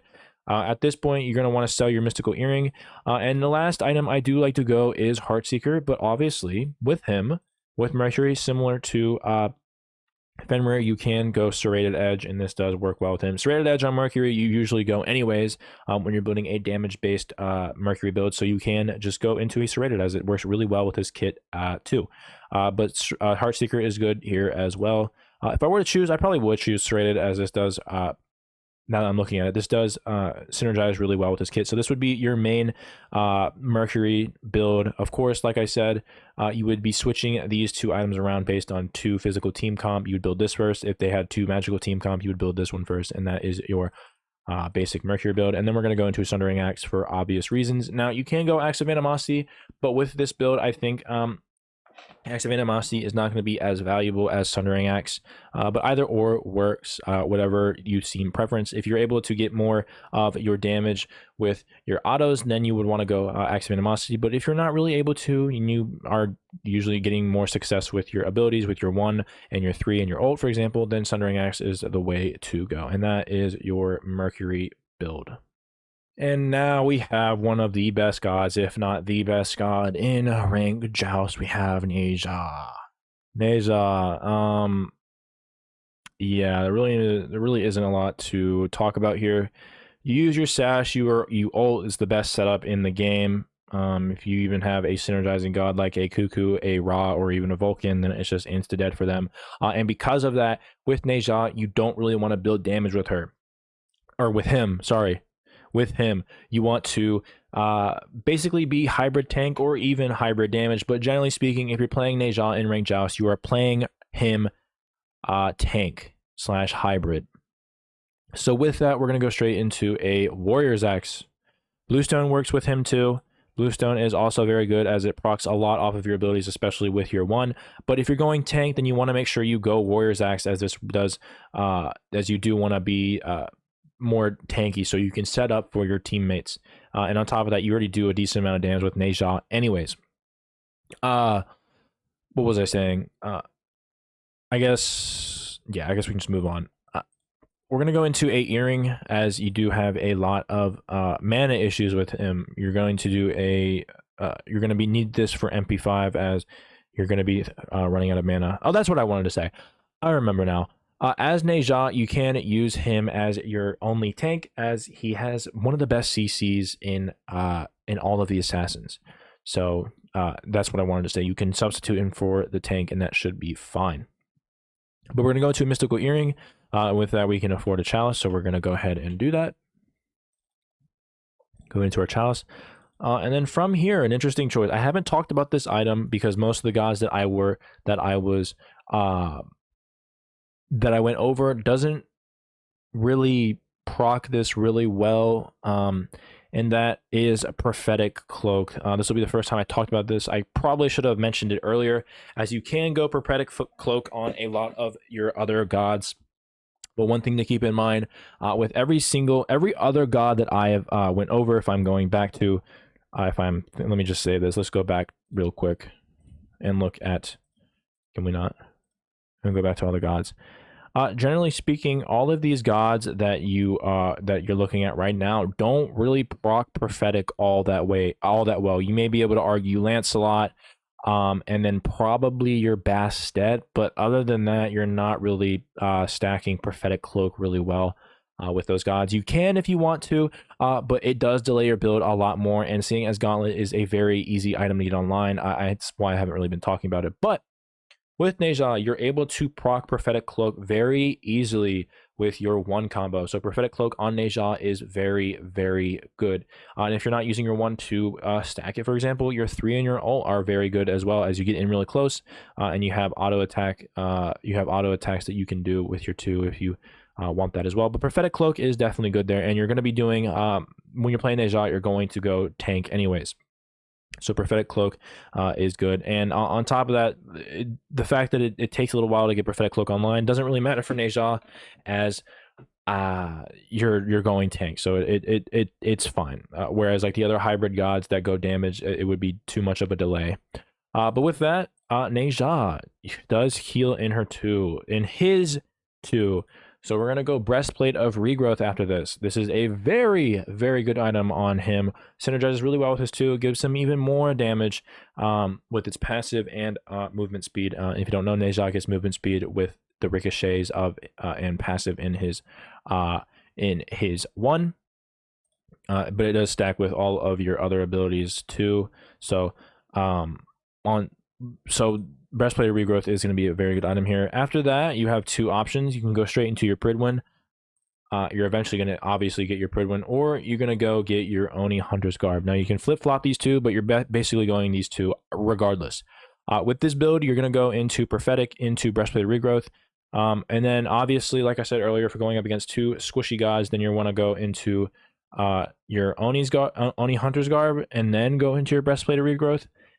Or you're just going to go into your Breastplate of Regrowth. But even if they do have magical gods, I still like to go Breastplate of Regrowth just because of its passive. But like I said, if you want to get more magical protections to be safer, just go Oni Hunter's Garb into Breastplate into Pridwin. But let's go with the regular build. We're going to go into Breastplate of Regrowth into Pridwin.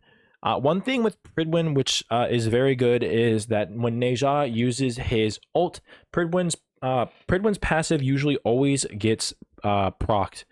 You use your ult, and as soon as you come down, the Pridwin proc should go off of him, especially if you're able to sash, ult, and then come back down and have enough cooldowns to sash again. You're basically getting a guaranteed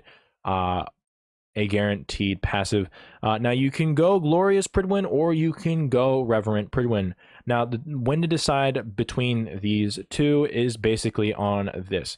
If you want to be tanky and you're dying more, or you want to be tanky and you don't want to die, then you definitely going to go Reverent Pridwin. If you want to do more damage, then you do go Glorious Pridwin, as you're guaranteed a lot of shield damage with his ult. So it depends on what you want more. If you want to be safe with it, then you go Reverent Pridwin. But if you do want to have more potential for damage, then you can go Glorious Pridwin. But generally speaking, with Neja, your teammates should be helping you when you ult and should just automatically kill them. So that shouldn't be too much of a problem. I would probably just go Reverent Pridwin. Oni Hunter's Garb is going to be your other item here. Like I said, you can flip-flop these 3 items. They're not in you can just flip-flop. But as long as you get these 3 items online, you will be very good. With this Oni Hunter's Garb stacks really well with Prophetic, as Prophetic gives you damage mitigation, and Oni's Hunter's Garb gives you damage mitigation. It gives you 12% when you're at max stacks when you're near 3 other enemies, and in a Joust you're always near them, especially on Neja, as you're going to be getting in close with them. So you're basically going to get max or close to max damage mitigation, which min-maxes that as well, seeing as they added a cap. So these 4 items are your very, very good to go items that you can build on almost any game, and you should be fine. After that, we're going to go into a Heartseeker. Heartseeker is just your last item, very similar to Soul Eater, or Soul Reaver, and E-Staff. Obviously, you would sell your Mystical Earring if you haven't, and then go into Heartseeker.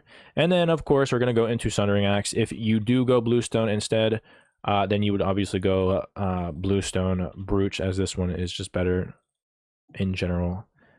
You can go Corrupted if you want to. It does give you more protections and a little bit of attack speed, but Bluestone Brooch is still just your better choice, as this does do 12% of their current health as physical damage. So, yeah, that is your Neja build. You really don't want to go damage. This is just your basic build path. You can go a little bit hybrid if you want to with Neja. If you do go double tank, you would probably just sell one of these items, either your Onis, probably your Onis, and then go into a Serrated Edge, for example. But generally speaking, this is your tank Neja build. Another underrated, in my opinion, god. She can be very good, but she needs to be played at a very high level. If I were to put her in a tier, I'd probably put her at that B plus area. She can be A, but generally speaking, she's kind of not the best, but I still think she is a little underrated in terms of the assassins. With that being said, she does have a little bit of a unique build path that I like to go on her.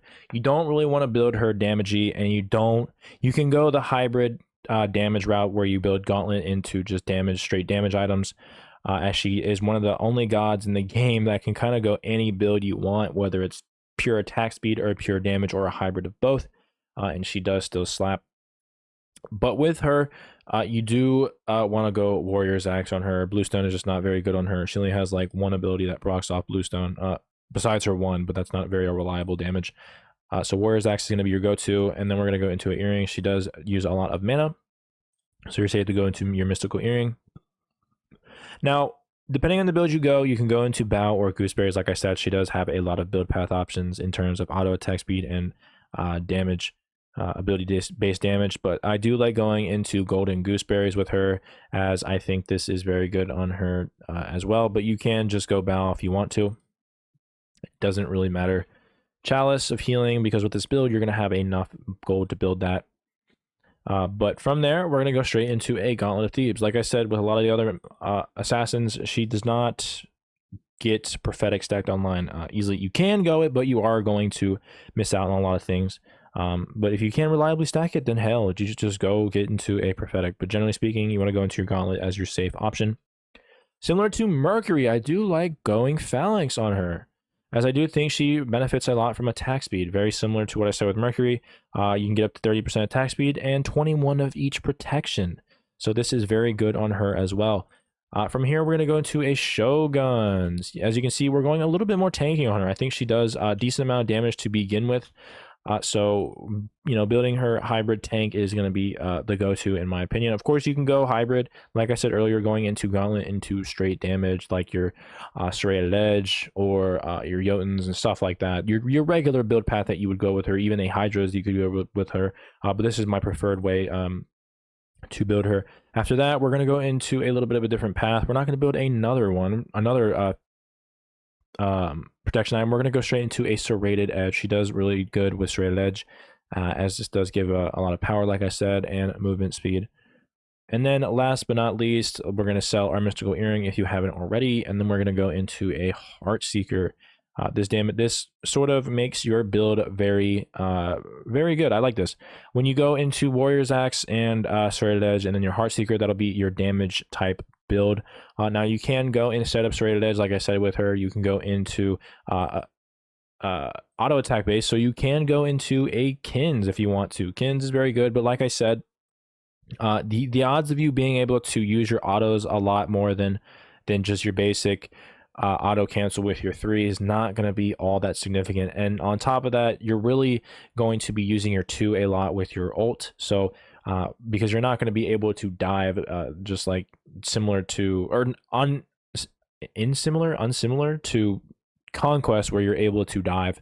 It's a 3v3 one lane, so the odds of Nemesis being able to gank is so low, so auto attack speed isn't as good, but you can still go auto attack and still do. So Kins is there instead of your Heartseeker or Serrated. You can flip-flop between those two, but generally speaking, the damage build with her mixed with a lot of prots is really good on her. Then, of course, we're going to go into Sundering Axe. You can go into Axe of Animosity, like I said, if you do go your more auto attack based route.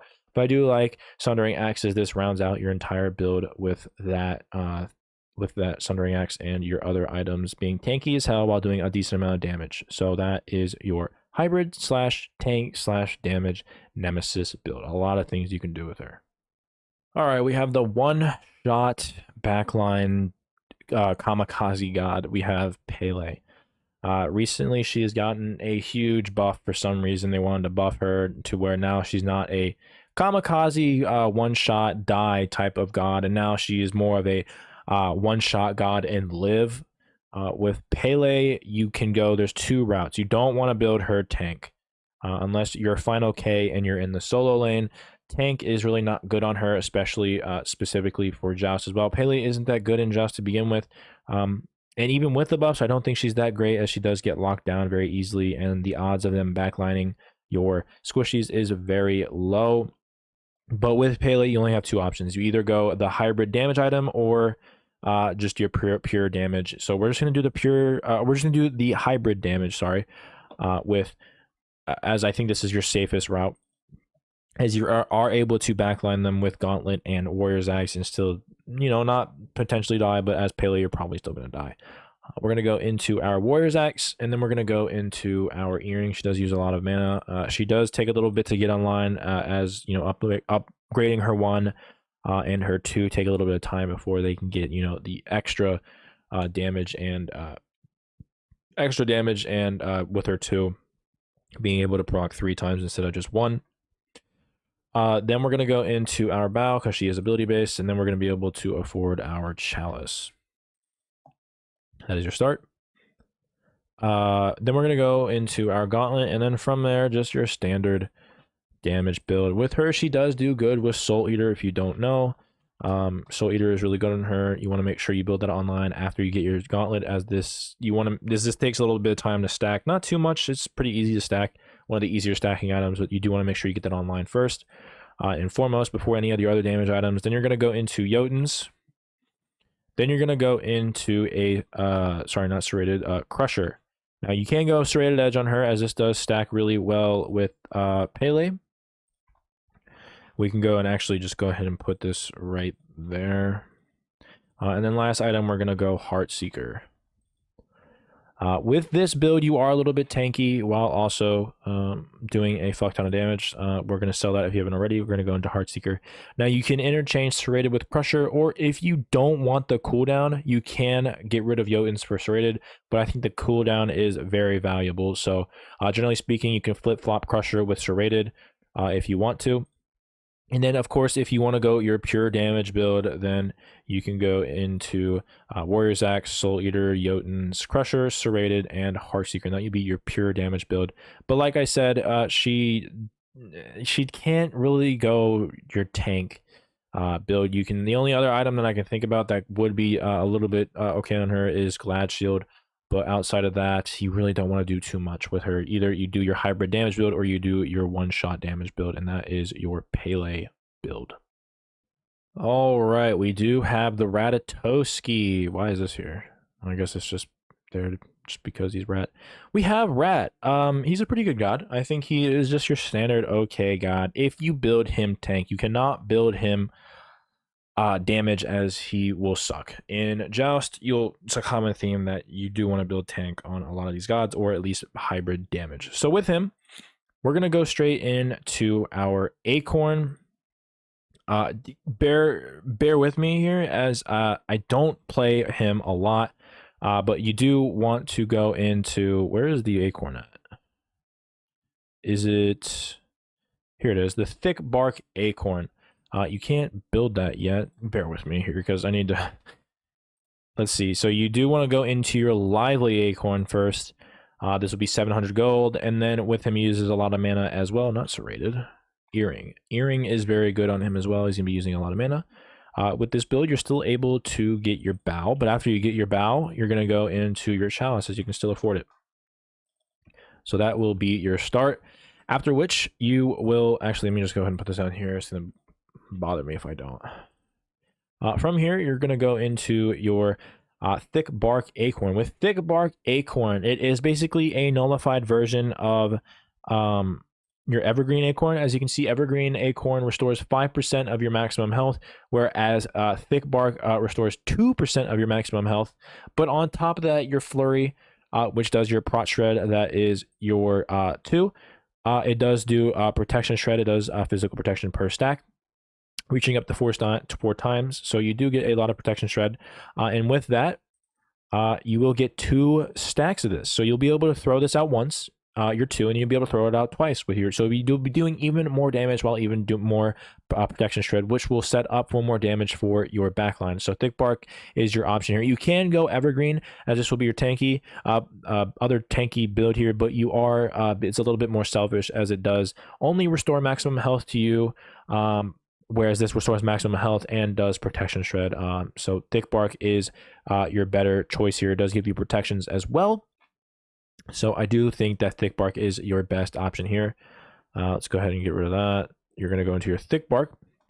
I did forget to tell you that you need to go Warrior's Axe. I totally forgot. Warrior's Axe is better on him than any other one. Bluestone might be okay, but Warrior's Axe is generally what you want to go. This build is going to look a little weird. Let's go ahead and pretend like we got Warrior's Axe first. Then you go into your Lively Acorn, then your Thick Bark Acorn. Then you're going to go into your Gauntlet of Thieves. He does not stack Prophetic very well, so you're going to go into Gauntlet. And similar to your Fenrir and your Lancelot build, you're going to go into a Glad Shield. Then you're going to go into your Genji's Guard. Very standard stuff. You go Glad if they do have 2 physical team. You do go Genji's first if you are up against 2 magical team. But you're going to build both of these. And at this point, if you haven't sold it already, sell your Mystical Earring. And then last item you're going to go is Heartseeker. And that is your basic rat build. Now you can sell... let's add that. You know, you can go a little bit more damage if you are going the double tank team where you have like a Guardian, for example, and you're a rat and you have a mage. You can go like Serrated Edge, for example, instead of like one of these, either your Glad or Genji's. But generally speaking, rat is very good with this. Then we're going to go last item, Sundering Axe, as per usual. And that is your rat hybrid tank build. After all the nerfs, I still think this god is still very, very good. He's not busted, but he is still one of the best backline gods. If you don't know, he used to be a warrior back in the day, so why his kit is able to do what it is able to do is because he's basically a warrior. They just changed his scaling, I guess, not really his kit. But with that, we're gonna go straight into a Warrior's Axe. He's gonna be your tanky guy. He can be your tank. You can substitute that for your Guardian / Warrior, or he can be a supplement to it. You can have a Guardian, Ravana, and your Mage, and you still want to go this very tanky build, as he still does a lot with this build. We're going to go into Warrior's Axe. And then we're going to go into Earring. He does use a lot of mana, like a lot of the other gods do. With that, we're going to go into Bow. And then, of course, your last item for your start is going to be your Chalice. From here, you are going to go into your Prophetic, one of your only other assassins that are really good with stacking Prophetic. Like a warrior that he is able to backline those gods and get a lot of stacks. He uses his 2. He basically has a Chang'e 2, so he can get to the back and immune a lot of shit. His 2, his 3, you're able to proc really well. It stuns to get more damage off. So yeah, you get a lot of shields with this passive. You do get shields based on successful auto attacks and abilities against go. So you're basically just a warrior. So you can get these prophetic stacks online, and his ult is very far as well. So if you ever need to get the backline to get stacks, if you want to, or for pressure, or you want to get away, you can do that as well. Next item we're going to go into a Glad Shield. If I can type. Glad Shield is really good on him. With the passive of Glad Shield and all the bloated stats that he gives you, he's just going to be doing even more damage backlining and doing a bunch of damage. Then we're going to go into a Pridwin. Pridwin is very good on him and stacks with his passive, I do believe. So Pridwin is going to be your very go-to standard item to go on Ravana on majority of the time. Ravana is all about shields. One thing to keep in mind, if you are going up against a Ravana, you need to make sure you get Sundering, because if they do go this build, which they should go, or a very similar variant of this, they're just going to have shields for days. And shields for days, that is, we're going to go into Reverent Pridwin. You can go the other one, your Exploding Pridwin, but I do think that Reverend just stacking, if you've seen the Haddix clip of him basically having a shield bar all the way up to his first part of his health bar, then you know that the shields on him is not to be fucked with. So Reverend is definitely what you're going to want to go, and you want to get that on as soon as possible.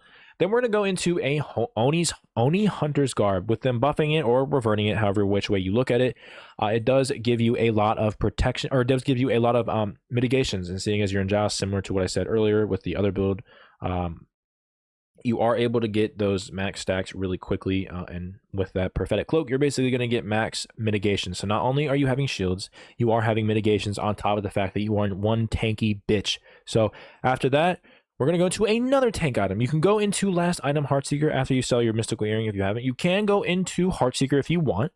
This would be your build if you're like if you have like a guardian and you're Ravana and you have a mage.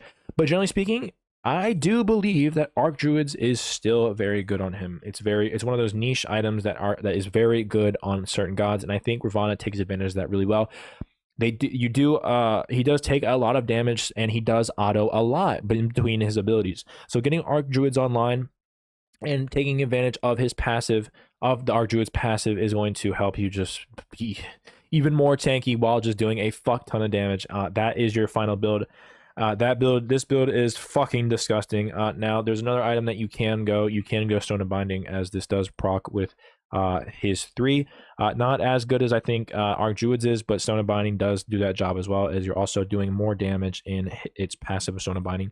So either or, but these are your 3 items you want to pretty much look at. But generally speaking, Archdruid's gem is always good to go into. Last item, we're going to go into Sundering. If he ever gets to Sundering Axe, just know that you're going to lose the game, because with Sundering and on top of these other items, you literally can't do anything to him. He does whatever the fuck he wants to do. So make sure, if you're ever going up against a Ravana, to make sure that you win the game before or before 20, or you just lose, because you just can't do anything with this build. Like I said, he's very, very good, especially once he gets online. But that is your Ravana build. All right, we have one of, if not the best, travel ability gods. She's able to get across the map very easily with her 3 and her 1. She's able to cross the map basically wherever the fuck she wants. They're on pretty low cooldowns as well.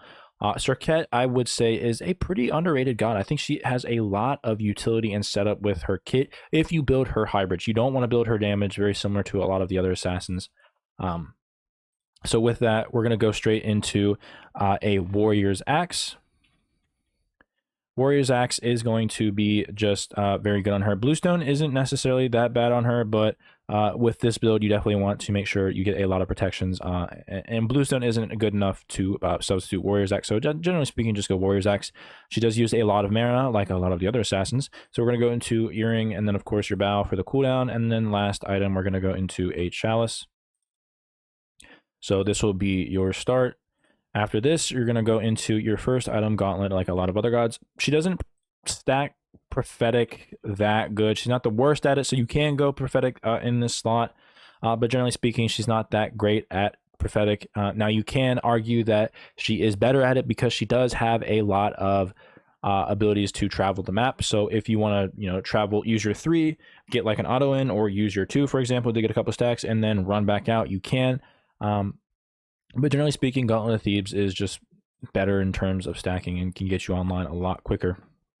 From there, we're going to go into a Glad Shield. Glad Shield procs really well on her abilities, and on top of that, you get a lot of cooldown, which she is going to need. Now, a little bit different of a build. We can go into a Stone of Binding. I do love Stone of Binding on her. With the amount of CC she has with her 2 and her ult setup, you get a lot of value out of building Stone of Binding, not only for the health and the protections, but the passive stacks on basically half of your kit, meaning that you are able to get a lot of basically just flat pen out of the Stone of Binding passive, seeing as she does have a lot of setup. So Stone of Binding, you do want to get on sooner rather than later. After this, we can go into a Pridwin to get that finish that cooldown. You will have 30%, so you will be able to spam out a lot of your abilities, meaning that you're never going to die, seeing as you're just going to be running around the map, seeing as all your cooldowns will be up. Last but not least, we're going to go into a last item, Heartseeker. Now, she can take the role of your general 1 tank team comp, but she's not as good as she would if you do have like a tank and a Serqet. And like a mage, for example, but she does do the job relatively well, since she does have a lot of good CC in her taunt. So this would be your general build. One build path that I would like to talk about maybe is your Genjis. Genji's could be talked about here, but because you are building Stone of Binding and Pridwin with the amount of protections you get in both, you do still have a decent amount of magical protections. So Genji's Guard, you can go instead of maybe a Pridwin, but generally speaking, these items right here, your Gauntlet, Glad, Stone of Binding, Pridwin, Heartseeker is just going to be your good to go to build. If you are going that 1 damage build, you guess you can put in your Genji's Guard. But you do want to try and prioritize getting Heartseeker, as I think Serqet does a lot of damage as well, so don't underestimate that either. Last item we're going to go for our starter is our Sundering Axe, and that is your general hybrid / tank Serqet build. We have my boy, we have Set Settington. Set has a very unique build path, and I think he is one of the best assassins in terms of your damage assassins is concerned. He does have a very unique build. You do want to go Warrior's Axe. I don't think he is very good with Bluestone. You can go Bluestone and it can work, but I do like Warrior's Axe on him instead. After that, he does use a lot of mana, obviously. So we're going to go into Earring. Then we're going to go into Bow for your cooldown, as he does need a lot of cooldown for him. And then we're going to go into a Chalice. Very cookie cutter stuff here. That is your start. After this, you have 2 options. You can either go into your Gauntlet for your safety, but he's actually one of the easier guys to get Prophetic Cloak on, and he gets a lot of value out of Prophetic Cloak if you do get this online. You use your 1 a lot, and it stacks Prophetic Cloak. Your 1 is on a very short cooldown, so you should be able to get a lot of stacks with your 1, as well as it's very easy to hit the back line with your 2-1 combo if you can. But if you want to do the safe bet, just go into Gauntlet. I do like trying to get Prophetic, as he is very easy to get this stacked up, and we'll get a lot of value out of it. But just for safety's sake, we can go into Gauntlet. After this, I do like going into a Soul Eater. Soul Eater is really good on him. Not the best item on Set, I will admit, but it is very good for what it does. It's very cheap, has cooldown, pen, and lifesteal, which does stack with his ult, as he does get a little bit of ability healing. Is that what you call it? Yeah, I guess they just call it a heal, but you get a heal in your ult, so this does stack well along with that. But primarily you're getting that for that flat pen, so you can definitely do a lot of damage against those backliners. After that, I do like going into Jotun's Wrath. Jotun's Wrath will get you that cap cooldown, especially if you're going into a Prophetic, but if you're not, you still get 30% with your Gauntlet. And then after that, we go into a cheeky Phalanx. Set with his passive, you get just basically attack speed.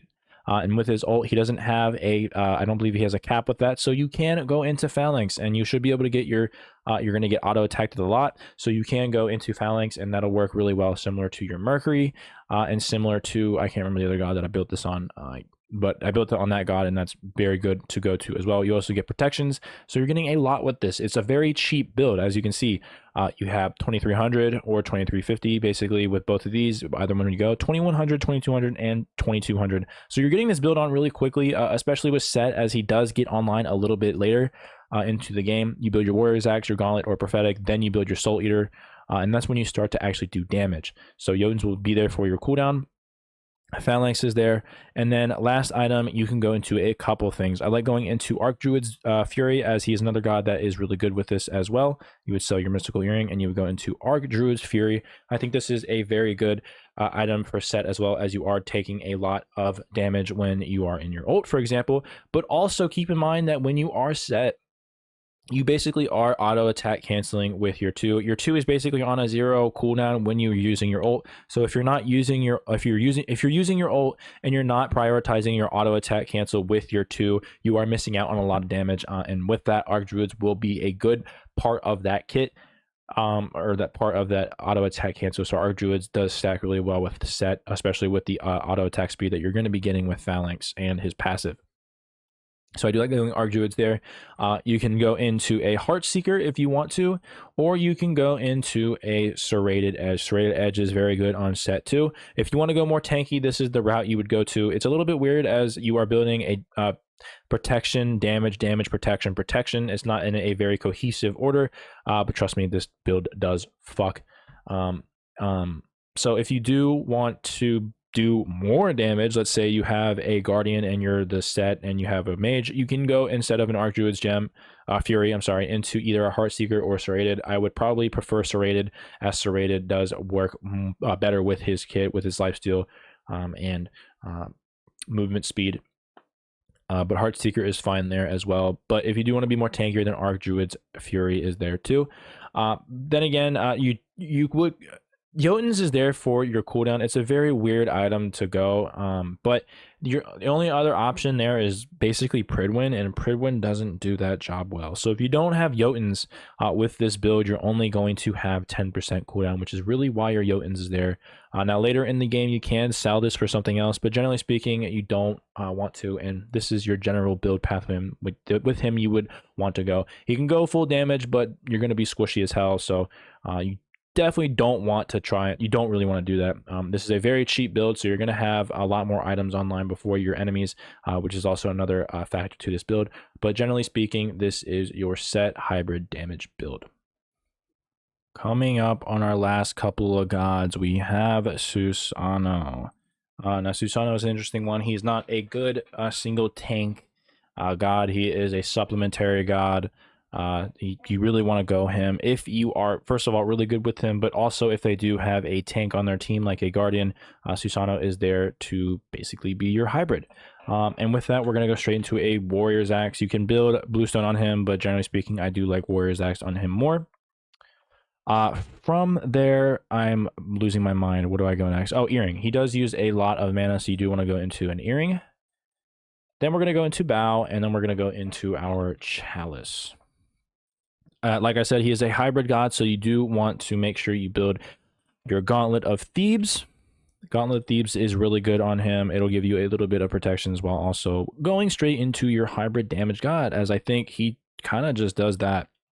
You can build him a little bit tankier, but then again, Susano is your burst, is a burst god with a lot of auto cancels and setup abilities. So Jotuns into a Hydras. He does proc Hydras really well with his auto cancels in his 3 or in his 1, obviously.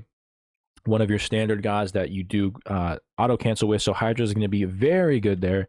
Then we're going to go into a Serrated. I think you can go into Crusher, but I do think Serrated is a little bit better on him. He does have exceptionally long cooldowns, considerably at least compared to a lot of gods. After that, at this point, we're going to sell our Mystical Earrings if you haven't already, and then we're going to go into a Heartseeker. And that will be your hybrid, very cookie cutter build, like I said last time, with a lot of these assassin hybrid damage gods. Now, you can go, like I said, you can always go with your Glad Shield, but keep in mind, like I always say, you're going to be missing out on a lot of damage. You're going to be dampening your damage, especially with Susano, who is your one-shot setup with your 2 and your ult type of god. So you do want to make sure you do a lot of damage. You can go straight tank with him, and it can work, but you're gonna have to play him like a Guardian. So you're gonna be setting up, you're gonna be using your 2 a lot, you're gonna be using your ult for setup. But generally speaking, if you're using Susano, you're going to be trying to backline them, as he does have a lot of mobility. Outside of that, we're going to go into our Sundering Axe for our upgraded version of Warrior's Axe, and then that right there is your general Susano build. All right, third from the last, we have Thanatos. Thanatos is an interesting one. You can go a lot of builds with him, actually. He's not a very good god. I would say that he's probably either B, middle of the way B, if not C.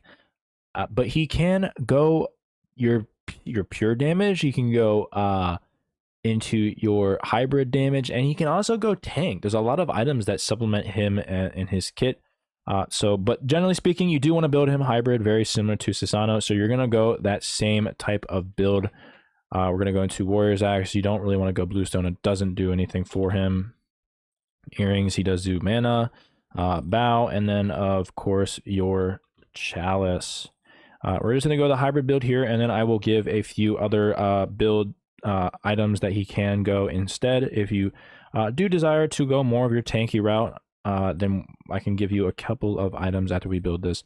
This is going to be the exact same build that we gave to Susano, as his build is very similar. His kit is very similar to Susano, where he does get good auto attack cancel with his 1 or his 3. I'm sorry, not auto cancel, but he does get a lot of benefit out of building Hydras as you use your 1, and then you can auto if you're really close. Serrated Edge is very good, as he does have a decent amount of cooldowns. And then everything else is very standard stuff. Now, if you do want to go more tanky route, this is your preferred build, of course. You can go into a Breastplate of Regrowth. Breastplate of Regrowth is very good on him. As you can tell by it does give you 10% cooldown. It gives you physical protections, which would be good for him. But also it does, after healing yourself, as you do with your one, you do have more physical power as well as movement speed. And so Breastplate of Regrowth is very good for him here as well. Now you can go into different items like magical defense if you do want to. The only one that I would probably think about going is probably your Genjis if you do want to go into your tank hybrid build. But outside of that, those are your kind of build paths. You don't really get a lot of other items that you can go with him. You can go Pridwin too, but generally speaking, you don't get much value out of that outside of just a cooldown. So generally speaking, your Breastplate of Regrowth is your other option, your Gunji's Guard too. And then, of course, you can go into your Glad Shield. Glad Shield is a good item for your tank build as well. So if I were to build him more tanky, this would be the other build that I would go. I'd obviously go Gauntlet of Thebes. I'd go into Breastplate of Regrowth. Is it not going to let me...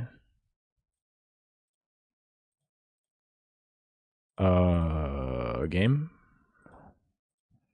So is this just not going to let me... hold on, wait. Is this going to let me build it?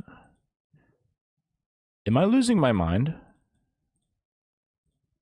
Hold on, we're going to save this and come back. What is going on? Hold on.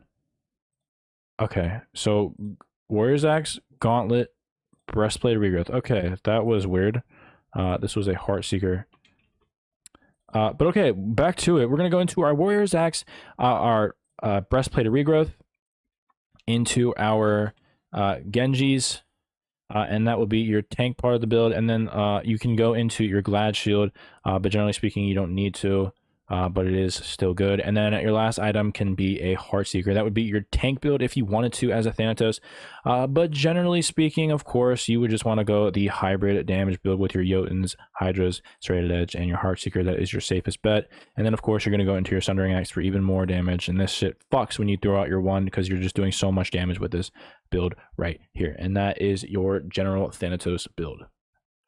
Second from the last, we do have Thor. Thor is similar to Fenrir in terms of build path.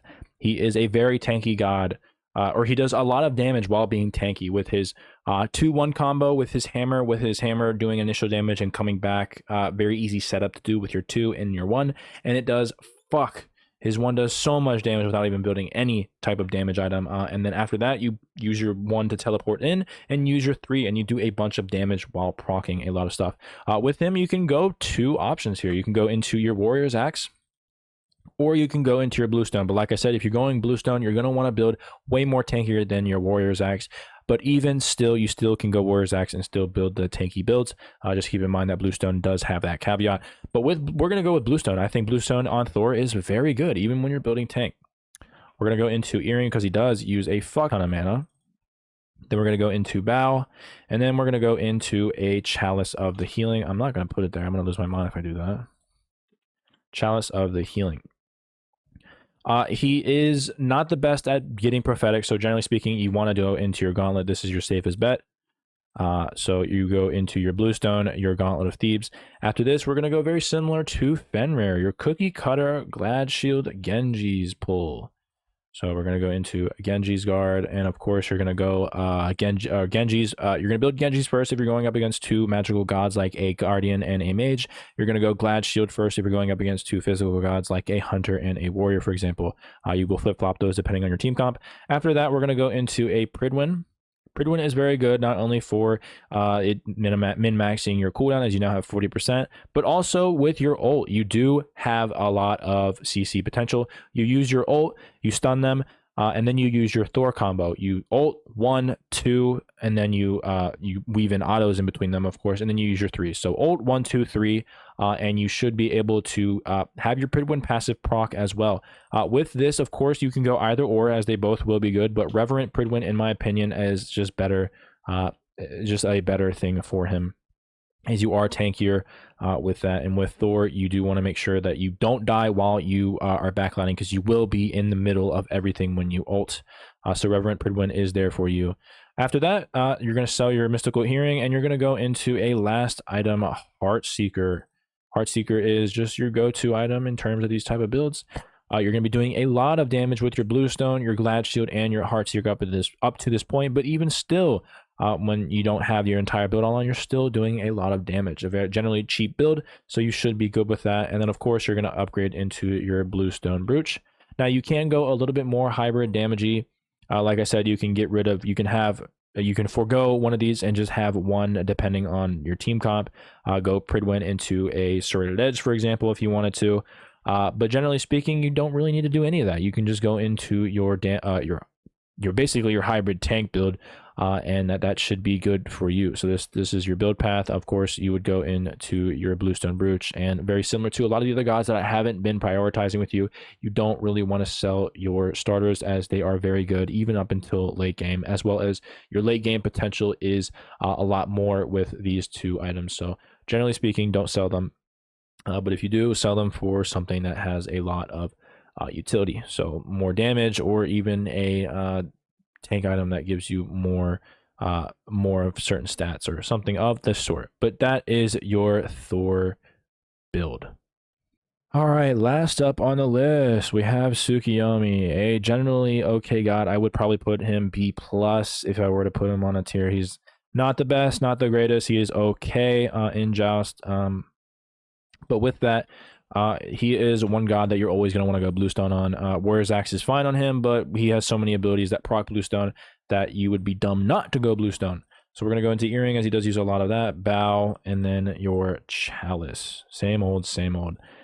After that, we're going to go into a very standard cookie cutter type build, sort of, but we're going to switch it up a little bit. He can go tank, a very tanky route with him. You can go your standard Gauntlet of Thebes into your damage, like your Jotuns, Hydras, Serrated into Heartseeker. But one build that I do like to preface more with Tsukuyomi, as he still is a very good god to go hybrid tank with, is your hybrid tank build. So we're going to go into Gauntlet of Thebes. Very usual build. You do get a lot of damage out of Bluestone. So like I said, keeping in mind that when you do build Bluestone, you do want to make sure you do have more tank more tank items. After this, we're going to go into a Soul Eater. I think this is going to be really your only damage item in this build outside of your Bluestone, as I think Soul Eater procs really well on him. It gives him a bunch of bloated stats as well, so Soul Eater is really good on him. That's going to be your main damage item. After this, we're going to go into your general Glad Shield, and then into your Genjis. You can go a lot of stuff on him, but I do like this Soul Eater, Glad Shield, Genji, switching these around depending on team comp. And then your last item, you can go into a Stone of Binding. Now you can forego one of these items and go into a Pridwin, for example. But with this build path that I'm showing you now with the Stone of Binding, you will not be able to min-max your Pridwin, so do keep that in mind. If you are going to go Pridwin, depending on the team comp, you would obviously, get rid of Glad Shield for Pridwin instead. If you're going up against like 2 magical team comp, and then you would go Pridwin into Stone of Binding. Or if you're going up against 2 physical gods, you would go forego Genjis, go Glad Shield, Pridwin, and then Stone of Binding. But he does get a lot of procs out of his Stone of Binding, I believe, in his 3 and his 1. I know his 2 because it's a hard CC, but I think it's his Cowtails that slow them down, and I think that does count as CC. Your 1 does take movement speed, so I don't know if that technically is CC, but I do think that his 2 and obviously, or I do think that his 3 and obviously his 2 is crowd control. So I think he does get a lot of value out of Stone of Binding, and with that, you're able to do a lot of damage with your Stone of Binding, Soul Eater, Glad Shield, and Bluestone, while also being really tanky.